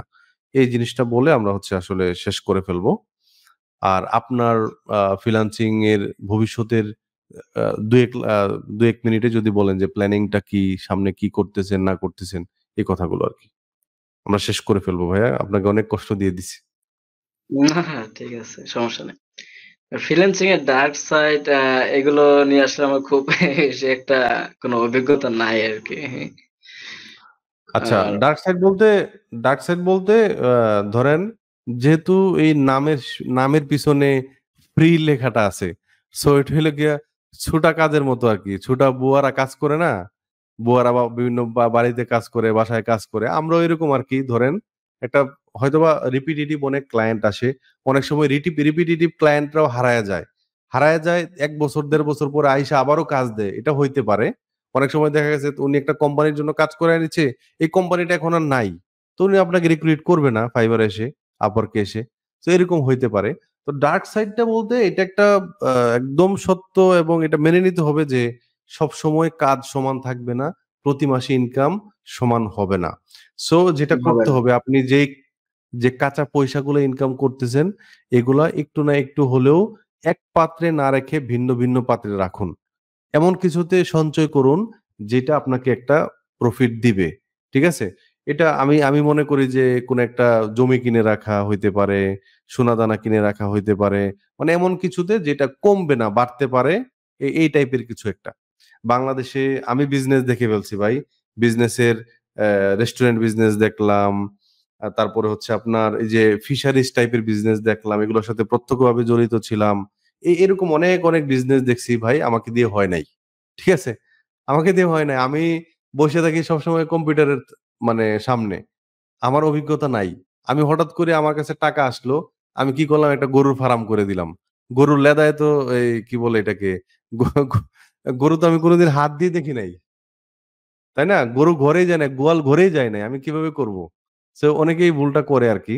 এবং এই যে জি, ছাদ কৃষি আসলে আমারও জি বলেন। এক্ষেত্রে আরকি আমারও সমস্যা হইলো যে ১ম এ যখন আমার এই যে মানে আগের প্রোফাইলটা যেটা হইছে, সাসপেন্ড হইছে, তখন আরকি আমিও এরকম ছিলাম। মানে আর বুঝি নাই যে আসলে আমার কিছু একটা সমস্যা হইতে পারে, যে আমার সঞ্চয় করা উচিত। আমি আসলে তখন আর কি করতাম, আমার কয়েকটা ফ্রেন্ডকে নিয়ে আমি এক জায়গায় আ ভাড়া থাকতাম। ওদেরকে নিয়ে খাইতাম, ঘুরতাম, উড়াইতাম। যা ইনকাম হইতো শেষ করে ফেলতাম। মানে সঞ্চয় করার কোন চিন্তা করি নাই। এটার পরবর্তীতে আরকি এটা খুব সমস্যায় পড়তে হইছে। মানে আপনি মান্থলি যদি আপনার ধরেন ৳৫০,০০০ ইনকাম হয়, আপনার কিন্তু একটা ইয়ে থাকে যে না ৳৫০,০০০ আমার কই খরচ হবে। হঠাৎ করে একটা প্রোফাইল সাসপেন্ড হয়ে যাওয়াতে খুব একটা সমস্যায় পড়তে হয়েছিল তখন। আচ্ছা। তো এইজন্য আরকি সঞ্চয় করা উচিত। সঞ্চয় করা উচিত এবং ধরেন আপনার হ্যাঁ, ঠিক আছে আপনি গ্যাজেট কিনতে পারেন। আপনার একটা ভালো একটা কম্পিউটার, হ্যাঁ? আর কাজে আচ্ছা আপনার কাজের পাশাপাশি আচ্ছা ভাইয়া একের অধিক অ্যাকাউন্ট যে চালান আপনারা কিভাবে চালান একটু বলে ফেলেন তো অনেকে জিজ্ঞেস করে। আমি অনেকেরই একের পার্সোনাল যারা আমাকে জিজ্ঞেস করে আমি সবাইকে আনসার করি। কিন্তু আপনার কি একের অধিক অ্যাকাউন্ট আছে? আপনি কিভাবে ম্যানেজ করেন এটা বলেন? অধিক যদি আমি অ্যাকাউন্ট ইউজ করি, তাহলে আমি যদি ডাটা এন্ট্রি রিলেটেড এ যদি ২ টা অ্যাকাউন্ট ইউজ করি, তাহলে আমার ওয়াইফাই এর ২ টা অবশ্যই একটা পিসি তে হবে না, ২ টা পিসি লাগবে, ২ টা ফোন, ২ টা ওয়াইফাই। মানে আমি এভাবে ইউজ করি। আর যদি আমি আ ২ টা সার্ভিস করি, যেমন ডিজিটাল মার্কেটিং একটা আর ডাটা এন্ট্রি আরেকটা। তাহলে আমার একটা ওয়াইফাই হবে আরকি, আমি যতদূর জানি। কিন্তু হুম। আমি একটা ওয়াইফাই করা যাবে। তো পিসি ২ টা হওয়া ভালো। যদিও সার্ভিসটা আলাদা হ এ আ আলাদা হয়। তারপর পিসি ২ টা হওয়া ভালো, কিন্তু ওয়াইফাই একটা ইউজ করা যায়। আর হুম, আমি হুম। এখন যেমন আমার এখন অ্যাকাউন্ট আছে আরো, মানে নতুন করে আর করার ট্রাই করতেছি যে আবার যদি প্রবলেম হয় যেন আরেকটা দিয়ে রিকভার করতে পারি। ওই সমস্যাটায় যেন না পড়ি। এজন্য আরকি আমি এখন ৩ টা ৩ টা ওয়াইফাই এর আইপি আছে। ৩ টা ওয়াইফাই এর আইপি দিয়ে আমি আরো ২ টা অ্যাকাউন্ট করার ট্রাই করতেছি। আইপি বলতে একই কোম্পানির ৩ টা লাইন এরকম নাকি ভিন্ন কোম্পানির? ভিন্ন, ভিন্ন কোম্পানিরও ইউজ করতাম। তবে এখন একই কোম্পানির ৩ টা লাইন। তবে আইপি গুলো আরকি আমি নিজে চেঞ্জ করে নিছি। একটু খরচ লাগে কিন্তু চেঞ্জ করে নিছি আরকি। মানে এটা কি ফিক্সড আইপি যেটা আছে আরকি ওইটা আরকি মানে ডেডিকেটেড যে আইপিটা আছে ওইটা নিছেন। হ্যাঁ, এক কোম্পানি ওটা করে নেওয়া যায় আরকি। আচ্ছা। ওইভাবে করে নিছি। আপনি এখন কি আপনার নিজের বাড়িতে আছেন না ভাড়া বাসায় আছেন? মানে গ্রামের দিকে আছেন? হ্যাঁ, এখন গ্রামের দিকে আছি আমার নিজের বাসাতে। মাশাআল্লাহ গ্রাম তো ভালোই উন্নতি হইছে। আচ্ছা যাই হোক তাহলে গ্রামে থেকেও ভাইয়া কাজ করতেছে। একটা সময় হয়তোবা শহরে ছিল। অনেক ভাইরা এরকম দেখছি বাংলাদেশের অনেক ইন্ডাস্ট্রি এক্সপার্টও আছে যারা একটা সময় শহর থেকে গ্রামে চলে গেছে। আমার একটা সময় আমি এবার ওই যে রোজা ঈদে বাড়িতে গেছি আমি কিন্তু একটা ওয়াইফাই সেটআপ এর চিন্তা করতেছি। একটা পিসির সেটআপ এর চিন্তা করছি বাড়িতে। কোনো সময় বাড়িতে গিয়েও থাকবো ইনশাআল্লাহ। এইভাবে চিন্তা করতেছি আরকি। তো এই আরকি ভাইয়া তাহলে আ আ ভাইয়া ইনশাআল্লাহ মিলন ভাইয়া আমাদেরকে অনেক সময় দিছে এবং উনার মূল্যবান কথাগুলো আমরা শুনলাম। ভাইয়া আপনি যে আমাদের সাথে এই কথাগুলো শেয়ার করছেন আপনার কি ভাল লাগছে? অবশ্যই ভাল লাগছে। আমি বলতে পারছি আমার কথাগুলো কিভাবে এ পর্যন্ত আসলাম। মানে আপনার মাধ্যমে ভালো লাগছে। আপনি কথা দিয়েছিলেন বসবেন একদিন নিয়ে, বসছেন। আলহামদুলিল্লাহ। তো আমরা এরকমভাবে অনেক ভাইয়ের সাথে কথা বলছি আপনার মতোই। যারা একটা পজিশনে আছে এই মুহূর্তে তাদের সাথে নিয়ে বসবো। তো যারা নতুনরা আছেন ভাইয়া আ কেউ যদি আপনাকে কথা দেয় যে 100% গ্যারান্টি কাজ পাওয়ায় দিবে, কাজ করাইয়া দিবে, এই টাইপের কোন ব্যক্তির কাছে যাবেন না। আ যদি কোন মেন্টরের কাছ থেকে শিখেন তাহলে উনার ক্লাসের কোয়ালিটি গুলো একটু দেখেন। আ উনি যেভাবে ক্লাসে বলতেছে এভাবে শিখার চেষ্টা করেন। আপনি যেই বিষয়টা শিখতেছেন ওই বিষয়টা যদি উনার কাছ থেকে না শিখতে পারেন বা উনার কাছ থেকে না বুঝেন, একটা টপিকে আপনি ক্লাস দেখতেছেন তাহলে সেম টপিকের উপরে YouTube এ একটু সার্চ করেন, Google এ একটু সার্চ করেন। অনেক রিসোর্স আছে। আপনি এভাবে শিখার চেষ্টা করেন। উনার যারা স্টুডেন্টরা কাজ পাইতেছে বা উনার যারা কমিউনিটিতে যারা আছে তাদের সাথে একটা ভালো সম্পর্ক রাখার চেষ্টা করেন, হ্যাঁ? তবে একটা জিনিস মাথায় রাইখেন যে আসলে যারা অলরেডি এই যে মিলন ভাইদের মতো, আমাদের মতো, আমাদের স্টুডেন্ট যারা আছে, আসলে সময় নাই। অনেকে আমাকে মেসেজ করে, "ভাই অনেক মেসেজ যে এই ফোনটাতে অনেক মেসেজ।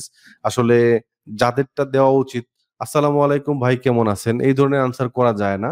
এবং আসলেই সময় নাই। আমারও ২৪ ঘন্টা সময়। এই যে রাত্র ৩টা পর্যন্ত ৪টা পর্যন্ত আমরা এখন সজাগ। আমাদের তো ঘুমাইতে হবে। হয়তোবা ভাইয়াকে নিয়ে বসলাম, ভাইও ঘুমাবে, তাই না? সো ঘুমাইতে হয়, খাইতে হয় এবং পাশাপাশি হেল্প করার চেষ্টা করি। তো মিলন ভাই আপনাকে অসংখ্য মোবারকবাদ। জাযাকাল্লাহ খাইর। এবং মানে আপনার সাথে যাদের কথা হয়, আপনার সাথে যাদের কথা হয় এই রিলেটেড সবাইকে ইন্সপায়ার করার চেষ্টা করবেন আশা করি ভবিষ্যতেও এইভাবে। তো আমার জন্য দোয়া করবেন। আপনি আমার নাম ধইরা একটু দোয়া কইরেন। আর যারা আমার ভিডিওটা দেখছেন, আ আমাদের ২ জনের কথা থেকে যদি আপনি একটু হলেও উপকৃত হন, তাহলে অবশ্যই ২ জন ভাইয়ের জন্য এই যে আমাদের সামনে নাম দেওয়া আছে, নাম ধরে দোয়া করবেন। যাতে আল্লাহ রাব্বুল আলামিন আমাদেরকে বারাকা দান করেন। আপনার জীবনেও বারাকা দান করেন। আপনারা যারা দেখছেন সবার জীবনে বারাকা চলে আসুক এবং লেগে থাকার কোনো বিকল্প নাই। ধৈর্য ধরতে হবে এবং ওভারনাইট কিছু হয়ে যায় না। আ একটা সমাজ পরিবর্তন করতে গেলেও অনেক সময় লাগে। একটা বিপ্লব করতে গেলেও অনেক সময় লাগে। সো আপনি একটা কাজ করার চেষ্টা করতেছেন। আপনি ২০ বছর, ২২ বছর ক্লাস করে পরে ভার্সিটি পড়ছেন, কলেজ পড়ছেন, স্কুল পড়ছেন। তারপরে আপনি আরো ২-৩ বছর গভীরভাবে পড়াশোনার পরে কেউ একজন বিসিএস পরীক্ষায় পাস করতেছে। মানে একটা ইনকাম স্ট্রিম এ যাচ্ছে। আর আপনি ফ্রিল্যান্সিং এ আসবেন, ২ মাসে ৩ মাসে একটা অবস্থানে চলে যাবেন। এভাবে না চিন্তা করে একটা কমপক্ষে ১ বছরের এই মুহূর্তে যেহেতু কম্পিটিশনের দুনিয়া, ১ বছরের সময় নিয়ে আসা দরকার এবং উপযুক্ত একটা সময় এবং স্কিল বাছাই করে আপনি একটা নির্দিষ্ট টাইম ফ্রেম ধরে হচ্ছে আপনি শিখার চেষ্টা করুন। আপনি দরকার হলে কোন নিশ নিয়ে করবেন, এটা নিয়ে হচ্ছে YouTube এ ভিডিও দেখেন। অনেকে অনেক ভিডিও বানাচ্ছে। সো অন্যের স্ক্রিনশট দেখে কাজ শুরু করে দেওয়া একদিন একটা শুরু করা, আরেকদিন আরেকটা শুরু করা। এইটা খুবই বাজে একটা মানে আপনার অভ্যাস। সো মিলন ভাই আশা করি আমার কথাগুলোর সাথে একমত। যে জি, স্কিলটা মানে সুইচিং করা, বারবার সুইচিং করা এটা কিন্তু মোটেও ঠিক না। তাই না ভাইয়া? জি ভাইয়া মানে হচ্ছে গিয়ে আপনি যেটাই শিখেন ঐটাই একবার শিখেন। দেখেন না এই যে ডাটা এন্ট্রি, লিড জেনারেশন এটা নিয়ে অনেকে অনেক কথা বলে। কিন্তু আসলে আপনি ডাটা এন্ট্রি, লিড জেনারেশন শিখেন না। যেকোনো একটা স্কিল আপনি ওইটা একবার ভালো করে শিখেন। কিন্তু সবগুলো শিখার চেষ্টা করলেই সমস্যা। ধরেন সুমন ভাইও হয়তোবা ধরেন উনি কাজ করতেছে। আরো ১ বছর ২ বছর পরে দেখা যাবে যে উনি হয়তোবা ডিজিটাল মার্কেটিং এর কোন একটা সেক্টরে আরো ভালো করে ফেলতেছে। তাই না? এরকম হবেই।